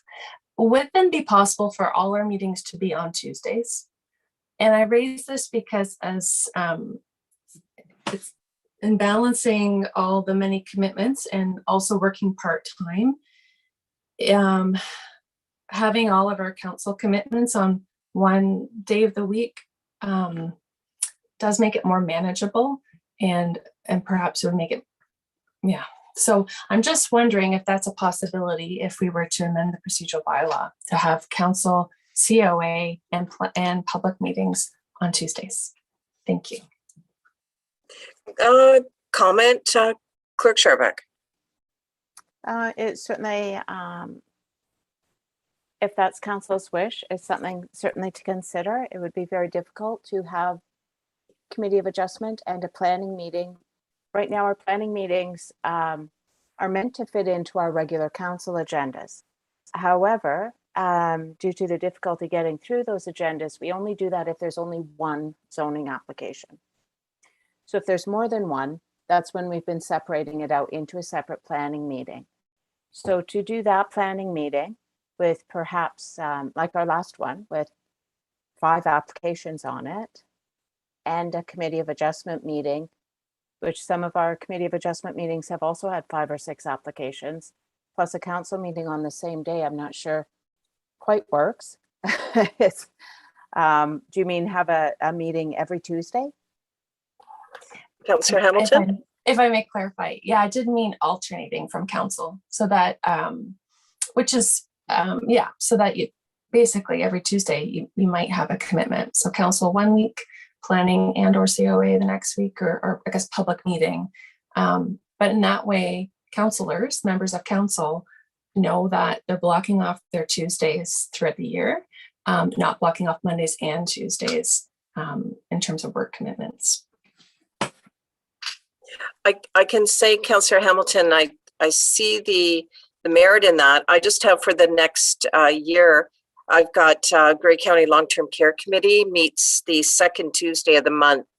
And so that I have some Grey County Council Committee commitments that have fit into the Tuesday as well. And I often now Zoom wise, you know, there's opportunity, but that particular meeting starts at 9:30 and tends to go to 12 o'clock. And once we open up into being in person, where I'd be going to the county for that would be extremely problematic. From my perspective, a committee of adjustment where it's on the Monday fits in much better. And so the schedule as it is right now certainly assists with my Grey County commitments, of which there are many. So I'm just wondering if we could just adhere to the schedule by which we have now. Committee of Adjustment, I know that Councillor Shea and yourself are not on, and that's on a Monday, so I don't see perhaps the impact for that particular one. Food for thought. I just wanted to identify my particular schedule, how it's already laid out, incorporating Grey County. So using that extra Tuesday is very problematic for my other commitments. So thank you. Councillor Hamilton, anything further at this time? No, and I hear where you're coming from, Mayor Robinson. So thanks for sharing that. Yeah, I'm saying it out of my own personal interest, having to block out Monday mornings and all day Tuesdays from work schedule. It's just a change from where we've started the past couple of years of council. And then also thinking ahead to just making council a place that people can make time for, as they're like just making it accessible to all kinds of people who work all kinds of schedules, and just coming from that place. But yeah, so that's what I had to say. I'll leave it there. Thank you. Okay, Councillor Townsend, please. Thank you, Madam Mayor. 2 comments. The first one is that when we looked at changing the timeframes for council, the argument was 4 to 5 hours would be enough in a day, and anything more would do 2 things. It would interfere or delay potentially some staff work, and second, wasn't always the most productive. I remember those arguments being placed. So if we had a public meeting that had multiple things on, and then we had a long council meeting, we're probably into a 7 to 8 hour meeting day. And I'm not sure that everyone would be happy with kind of that long a day, but I just thought I'd remind council of those discussions or those reasonings behind moving it. My second comment is that it looks like we're not going to get within curfew to finish. So at the appropriate time, I would like to make a motion to actually go beyond curfew. And I'm assuming that's after the current motion is on, has actually been voted on. But I just thought I'd point that out. Thank you. Thank you very much for identifying that. Yes, after we deal with this particular motion, Councillor, I'll go back to you. Okay. Anything further, members of council? Clerk Sherwood, could you read the recommendation? I'll call the vote then. Through you, Mayor, the recommendation is that, the motion moved by Deputy Mayor Hutchinson and seconded by Councillor Hergert, is that West Grey Council receives the report 2022 council meeting and holiday schedule, and that the 2022 council meeting and holiday calendar be approved as presented. All those in favor indicate with a raised hand. 7 members of council have voted in favor. That motion is carried. Over to you, Councillor Townsend. Thank you, Madam Mayor. As I said, I'll move a motion that we go beyond curfew up to 10:30 as required. Thank you. Is there a seconder for this motion? Deputy Mayor? Questions? All those in favor indicate with a raised hand. 7 members of council have voted in favor of this motion. This motion is carried. Sorry about my raspy voice there for a moment. At this time, I will transfer the chair to Deputy Mayor to deal with the next item. I have a what is referred to as a disqualifying interest. So I will not be participating in the vote or participating in the discussion. So I'm just going to move my chair back. Transferring the chair to you, Deputy Mayor. Okay, I have the chair. Thank you, Mayor Robinson. We're at 11.2.2. It's award tender for construction of Wright Municipal Drain 2021. Clerk Scharbeck, if you could read the recommendation, please, and I'll be looking for a mover and a seconder.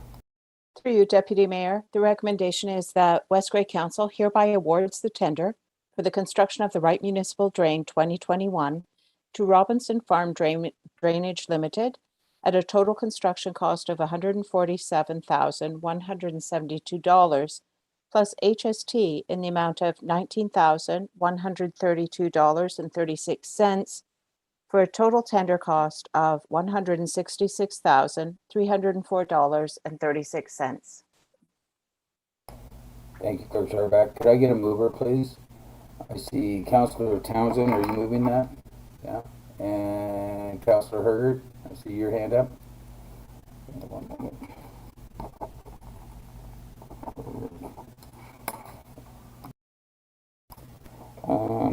Okay, comments or questions from council? I see Councillor Hutchison. Go ahead, please. Yeah, just a question, maybe to, I'm not sure of our director or who maybe can answer this.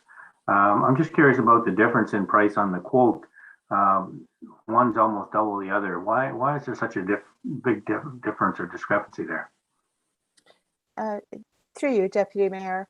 That's a really good question, Councillor Hutchinson. And I did discuss the tenders in length and their content with our the engineer, Mr. Bill Dietrich, that presented his report to council and helped us through the Court of Revision process as well.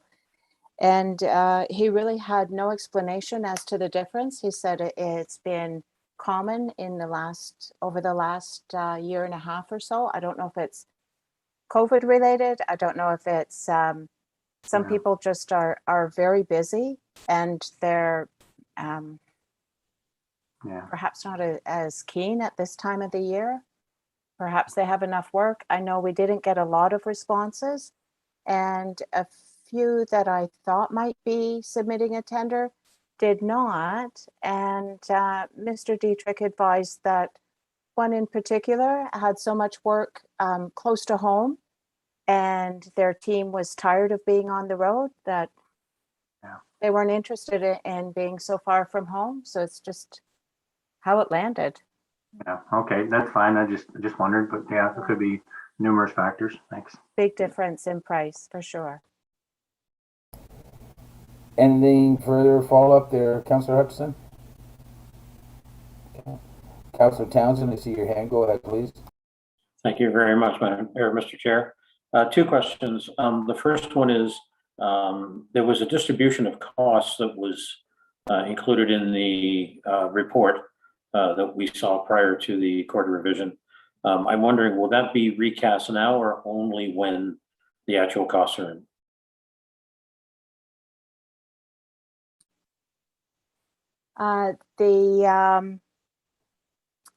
The schedule of assessment that those costs and how they were allocated in the engineer's report will stay as they are for the 3rd and final reading. However, when the final construction costs are done, at the end of the day, and all the costs are tallied, if there's any differences, then we'll do an amending schedule of assessment at that time. Definitely the Robinson Farm drainage bid is lower than the expected or the estimated cost in that assessment schedule. So it'll hopefully be an amending schedule that lowers the cost proportionately for each landowner assessed into the drain. Thank you. Yeah, we can fix that up afterwards. Okay, and my second question is that we borrow the full amount and then we recover from the parties, if I understand it correctly. And we are also allowed to recover the interest that we pay against that cost. So recognizing the county is also a party to this, do we also borrow that portion and get it recovered in the same way over the 5-year period? Or does the county actually fund theirs and worry about where their funding comes from? The county definitely funds theirs. I'm wondering if Director Mighton may have a comment on that part. I'm not sure if I really clarified that very well. Yes, through you, Deputy Mayor.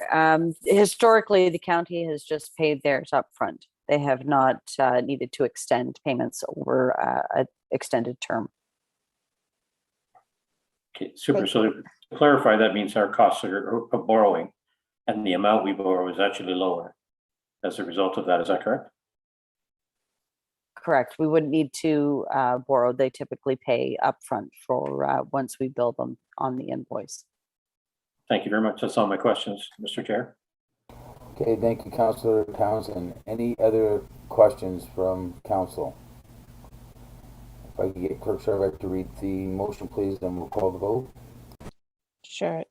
Moved by Councillor Townsend and seconded by Councillor Hergert, that West Grey Council hereby awards the tender for the construction of the Wright Municipal Drain 2021 to Robinson Farm Drainage Limited at a total construction cost of $147,172 plus HST in the amount of $19,132.36 for a total tender cost of $166,304.36.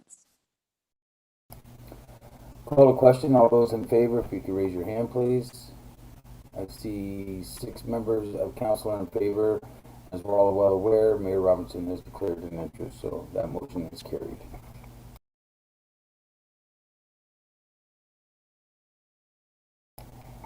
Okay, Mayor Robinson, do you want to take the chair back for number 12 questions, or would you like me to keep going? Deputy Mayor, if you could just continue on with item 12 and then that first item for the bylaw, that first one. I also at this point want to say that I'm not related to the Robinson Farm Drainage Limited. So that's just a note. Over to you, Deputy Mayor. I can participate on item 12, but not on the first item 13. Thank you. Okay, thank you. That takes us to item number 12, questions. So if there's any comments or questions on item number 12. And Councillor Hutchison, I see your hand. Go ahead, please. Yeah, I'm going to ask a question that's a bit of a stretch, but since we've been talking about stormwater in our report, I'm going to ask if Director can give us an update on the culvert on Main Street in Garifrax, since it does take stormwater away from the village of, or the town of Durham. What the intended completion date is and how's that project going? Director Serwinski. There you are. Go ahead, please. Certainly, through you, Deputy Mayor, and that's a great question. I have been monitoring the project. It is going very, very well. Water is essentially flowing through that culvert right now as we speak. Construction crews are underway with respect to the road work. They poured the sidewalks and had concrete work done already. Provided we have good weather and so forth, they'll be moving forward with the asphalt work. But do stay tuned as I learn more from the engineer. I will through the CAO, we'll provide you the updates in our weekly update reports and so forth, and go from there. Okay, good. Thank you. Anything further, Councillor Hutchinson? Okay. Councillor Townsend, and then that'll followed by Councillor Shea. Councillor Townsend, go ahead, please.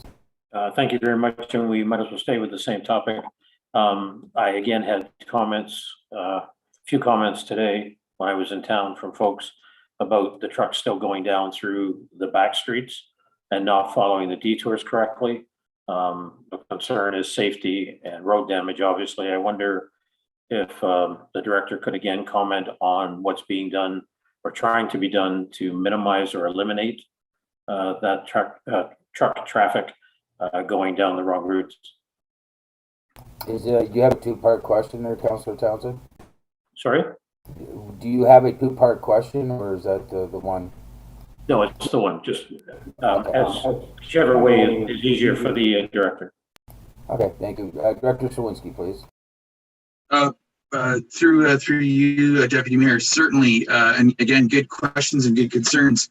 Essentially, we have made every effort to improve signage. At first, at the beginning of the project, we were using essentially Book 7 OTM signage and that's right to spec.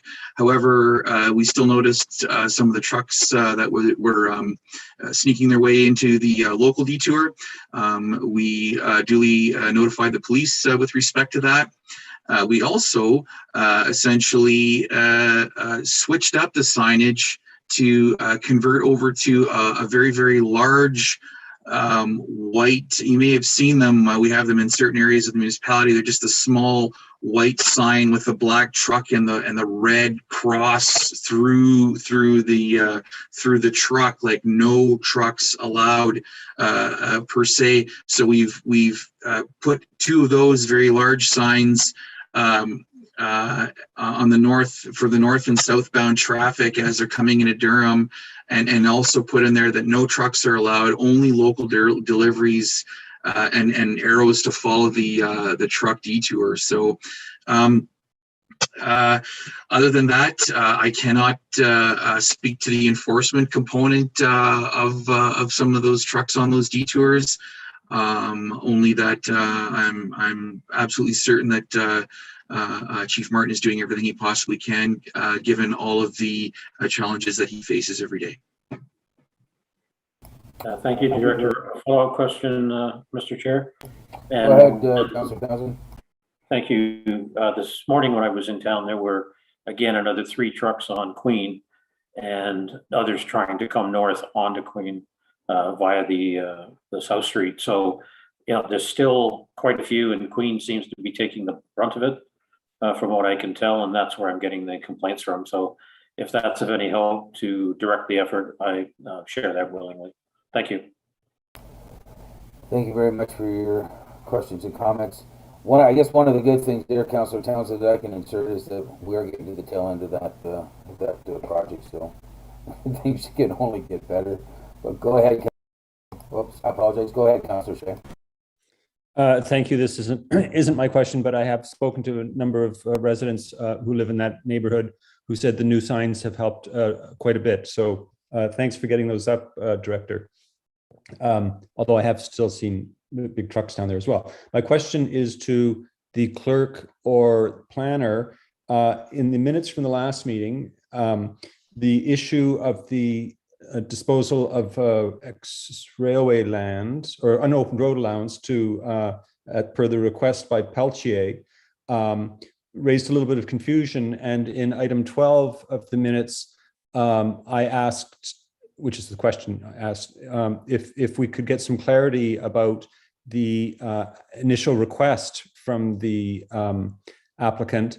And the concluding statement was that staff will clarify the original request and report back to provide clarity to council. I know that was only one meeting ago, and so I wasn't expecting to see it here, but I was hoping it might be perhaps by our next meeting, because I hope we're not moving forward with the sale based on the recommendation of council, because it did seem a little bit ill prepared on our part. So I was just wondering if we could get the status of where that's at. Thank you.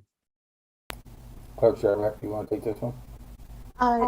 Sure. We didn't have time to investigate and prepare a report for this agenda schedule. However, we have looked into it, and I'm not sure if Planner Spencer has a comment at this time, or will be bringing a report forward to a future meeting. But we are looking into that request and how it matches, although the recommendation, I believe, would stand anyway. I'll leave that to Planner Spencer to follow up a little bit better or clarify a bit more. I'm afraid I wasn't very clear on that. That's fine. Thank you for your comments. Planner Spencer, are you with us this evening? If you are, if you could please respond to I am. Councillor Shea, I appreciate it. Thank you. Thank you, and through you, Mr. Chair. So clarification will be obtained as part of the report to confirm. I understand the initial request was not specific as to the particular portion of land that the individual was requesting. There has been some clarification provided by them at this point. I haven't had time to assess whether or not that changes the recommendation that was given as part of the planning report, but that will follow at a future date. Okay, perhaps I'll follow up with you offline about that then, Planner Spencer. Thank you. Anything further, Councillor Shea? Any other comments or questions from council members at this time? Seeing none, okay, we will move on to item 13, bylaws. First one is 13.1, that's bylaw 60-2021, drainage works for municipal right drain 2021. So Sharbeck, if you could read the recommendation, please. Through you, Deputy Mayor, the recommendation is that bylaw 60-2021, being a bylaw to provide for the drainage works in the municipality of West Grey in the county of Grey, being the right municipal drain 2021, be read a third and final time. Thank you. Could I get a mover for this, please? I see Councillor Hergert's hand up, and the seconder would be Councillor Townsend. Comments or questions from the council members? Seeing none, we'll call the motion. All those in favor, please raise your hand. I see 6 members of, of council in favor. Again, Mayor Robinson has declared an interest.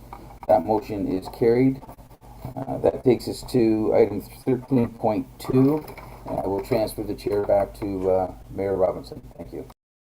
Thank you very much, Deputy Mayor. 13.2, bylaw 77-2021, service agreement for a mobile expanded polystyrene processing, pardon me. Clerk Sharma, could you please read the recommendation at hand? Sorry for the the pronunciation. To you, Mayor Robinson, that bylaw 77-2021, being a bylaw to authorize an agreement with Second Wind Recycling for mobile expanded polystyrene processing, be read a first, second, and third and final time. Is there a mover for this motion? Deputy Mayor, is there a seconder for this motion? Councillor Hamilton. Questions? Deputy Mayor. Thank you, Mayor Robinson. I do have a question for this one, and actually it would be when we get to the next one, but they can be batched together.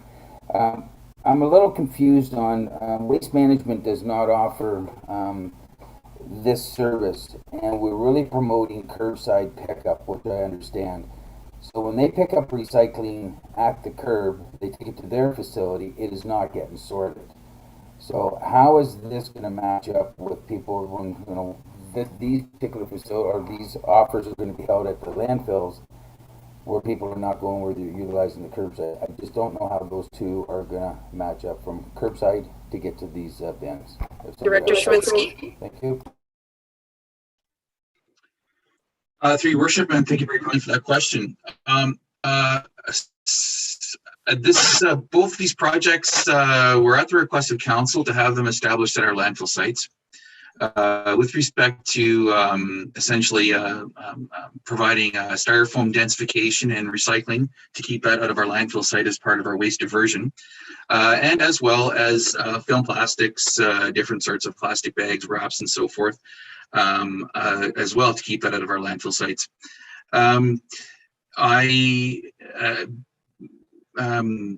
Both, to the best of my knowledge, I can look further into that to further improve that level of service, so that styrofoam and so forth might be collected at the curbside and so forth.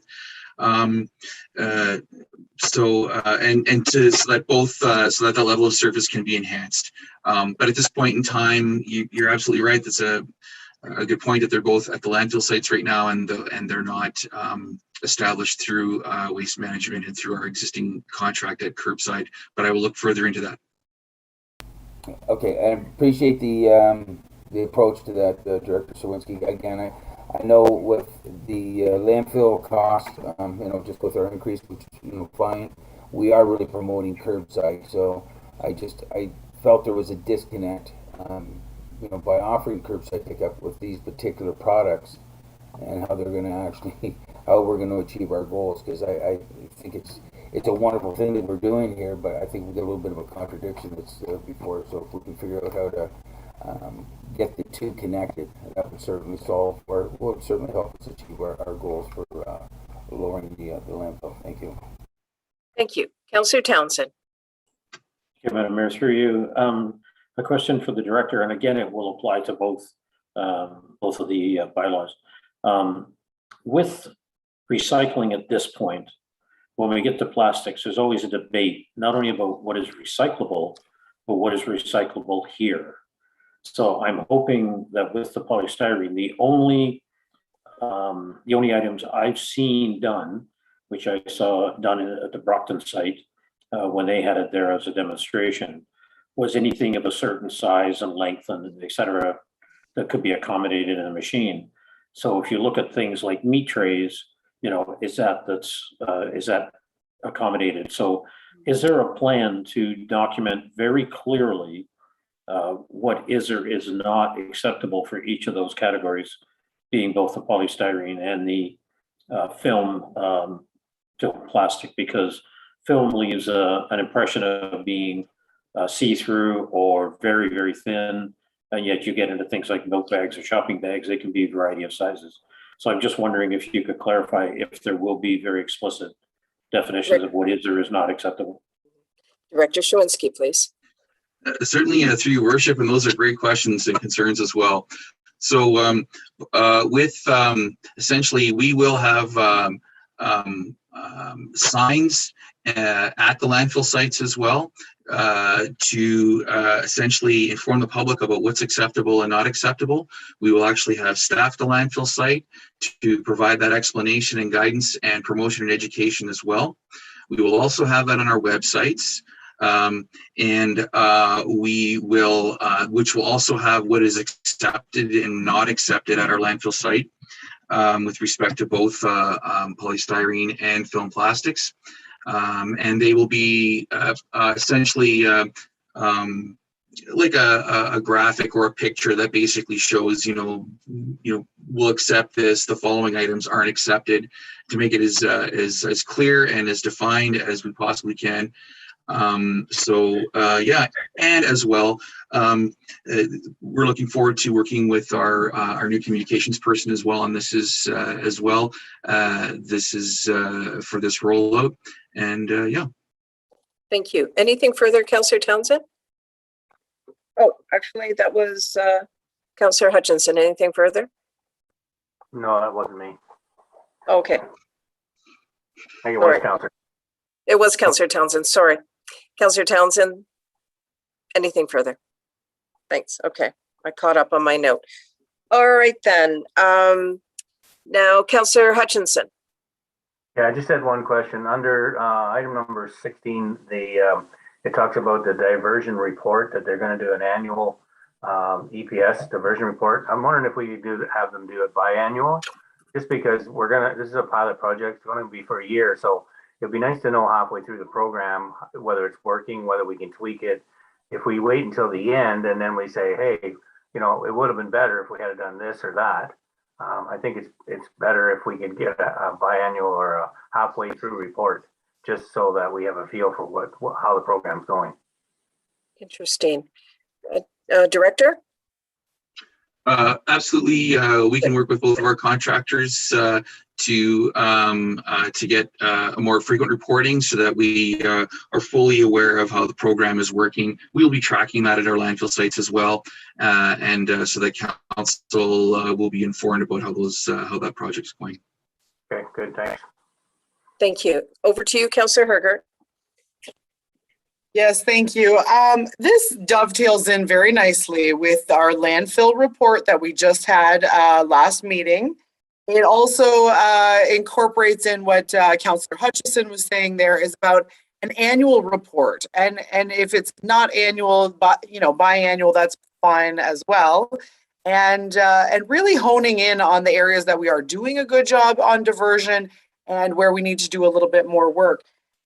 Also, I appreciate and applaud the efforts for education. If this is something, an infographic can just be hung right next to the garbage can at everybody's house, and their recycle can and their compost can, that's how we get better involvement. So I'm excited about the education component. And do we know if Waste Management actually offers these services or no? Director? Any signage from them? As far as the signage and so forth through worship and or offers those services, I can look further into that. The vendors that we have before us are really the only ones that I'm aware of at this moment in time. But by all means, we're in constant communication with Waste Management, with a lot of the diversion and landfill operation challenges that we are facing and so forth. So that's about the best I can offer at this time. And through you, Mayor Robinson, may I ask, I believe Councillor Hamilton was on watching a pilot project, Hanover and Brockton.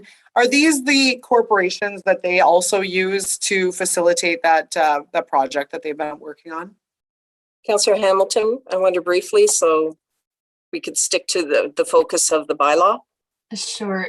To my yes. Both these programs, and they've been adopted by other municipalities too. We are not the first to use these programs. Thank you for that latitude, Mayor. You're welcome. Anything further, members of council? So to authorize the bylaw, does anybody need the recommendation read again? I see Councillor Townsend and Councillor Hamilton. Councillor Townsend, before we call the vote?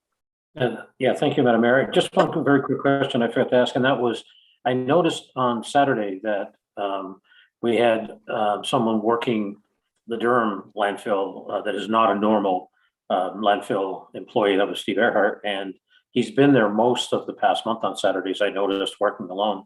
And so from my perspective, what kind of strain is this going to put on staff? Director? Has that been addressed? Yeah. Through your worship, just to start to get some clarification on your question there, Councillor, is so meaning is the addition of film plastics and recycling going to put extra strain on our staffing? Exactly. Well, it will, because essentially we're going to have to staff up accordingly to have people or to have staff there to educate the public. I'm certain though, like as the system becomes more and more sort of regular and normal, and the public understand it and so forth, then that focus won't necessarily have to be there. But definitely, we'll have to have we do have scale house attendants, but we also have recycling staff. But we may have to increase that just to offset the shifts that are there and so forth, and to provide that. What's critical here is that for these projects to be successful, the contamination level has to be very, very, very low. So if you're going to be collecting styrofoam, it has to be clean, white, dry, in bags, or placed in a seed container and so forth. So it has to be clean styrofoam. Same thing with our plastics. When those go into bins and so forth, there can be no contamination, no paper. And so we're going to need staff there. Director, to guide. excuse me, Director, I want to stay focused on the bylaw, and that's to deal with the agreement. We'll deal with all the logistics on that and the communications at a later time. I just don't want to get off the focus of it. So thank you. My apologies to your worship. Okay, thank you. All right then, Councillor Hamilton, was there anything further? I just wanted to say thank you. Thank you for bringing these programs forward. And there's so many in the community who are looking forward to these programs. So I appreciate this coming on our agenda today. Thanks. Very good. Very good. Okay, everyone, does anyone need the motion read again? All those in favor then indicate with a raised hand. 7 members of council have voted in favor. The motion is carried. 13.3, bylaw 78-2021, service agreement for film plastics recycling. Clerk Scharbeck to the motion. Through Please. you, Mayor. The recommendation is that bylaw 78-2021, being a bylaw to authorize an agreement with Grey Bruce Trash Taxi, Inc. for film plastic recycling, be read a first, second, and third and final time. Is there a mover for this motion? Deputy Mayor and a seconder, Councillor Hutchinson. Questions with regard to the bylaw? All those in favor then, please indicate by raising your hand. 7 members of council have voted in favor. The motion is carried. We're dealing with 13.4, bylaw 79-2021, confirming the proceedings of council. Clerk Scharbeck, please to the recommendation. Through you, Mayor, the recommendation is that bylaw 79-2021, being a bylaw to confirm the proceedings of council, be read a first, second, and third and final time. Is there a mover for this motion? Councillor Hamilton. Is there a seconder? Councillor Hutchinson. Questions on the bylaw? Councillor Hutchinson. Maybe I'm reading this wrong, but under item 1, it talks about special council meeting October 5th. Is that date supposed to be there? Like the final date is at the bottom, which is today, but I'm not sure how that October 5th, how that fits in. Clerk Scharbeck, could you please provide a response? Yes, through you, Mayor Robinson. That's a good question, Councillor Hutchinson. And the confirming bylaw is actually confirming the proceedings of council at previous meetings, not tonight's meeting. Tonight's proceedings will be confirmed at our next council meeting in the next confirming bylaw. And that way, it really doesn't matter what happens in the meeting after our confirming bylaw.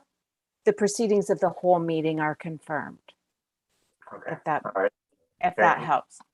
All right. Didn't quite catch that before, but that's good. Thank you. Thank you for the clarification, Clerk Scharbeck. Anything further? All those in favor indicate with a raised hand. 7 members of council have voted in favor. The motion is carried. We have one final bylaw that was on an addendum, which is 13.5, bylaw 84-2021, zoning amendment, lot 54, concession 1, NDR, Township of Glenelg, Van Dien Bosch. Clerk Scharbeck to the recommendation. Through you, Mayor, the recommendation is that bylaw 84-2021, being a bylaw to amend zoning bylaw 37-2006 for property known as lot 54, Concession 1 NDR, Township of Glenelg, Vanden Bosch, be read a first, second, and third and final time. Is there a mover for this motion? Deputy Mayor, is there a seconder? Councillor Townsend, questions? All those in favor indicate with a raised hand. 7 members of council have voted in favor. The motion is carried. Item 14, new business. That is NA on this particular agenda as we deal with notices of motion. Item 15, announcements. Members of council, are there any announcements? Item 16 is closed session NA for this particular agenda. Councillor Townsend, I see your hand. Yes, I did have my hand up for the announcements. Okay. And I just wanted to comment that this morning, we actually attended yourself, Beth, Council Hamilton and myself attended the library to say thank you to our CEO and staff for their hard work and where they've managed to be so successful with the library, particularly during COVID. And I just wanted to recognize that we had done that, and we are very, very appreciative of the work they have done. Thank you. Thank you as well. Okay, item 16 then, closed session, NA for this particular agenda. Item 17, report from closed session will be in NA. Item 18, adjournment. Clerk Sharbeck to the recommendation. Through you, Mayor Robinson, the recommendation is that we do now adjourn at 10:01 p.m. to meet again on November 2nd, 2021 at 9 a.m. or at the call of the chair. Is there a mover for this motion?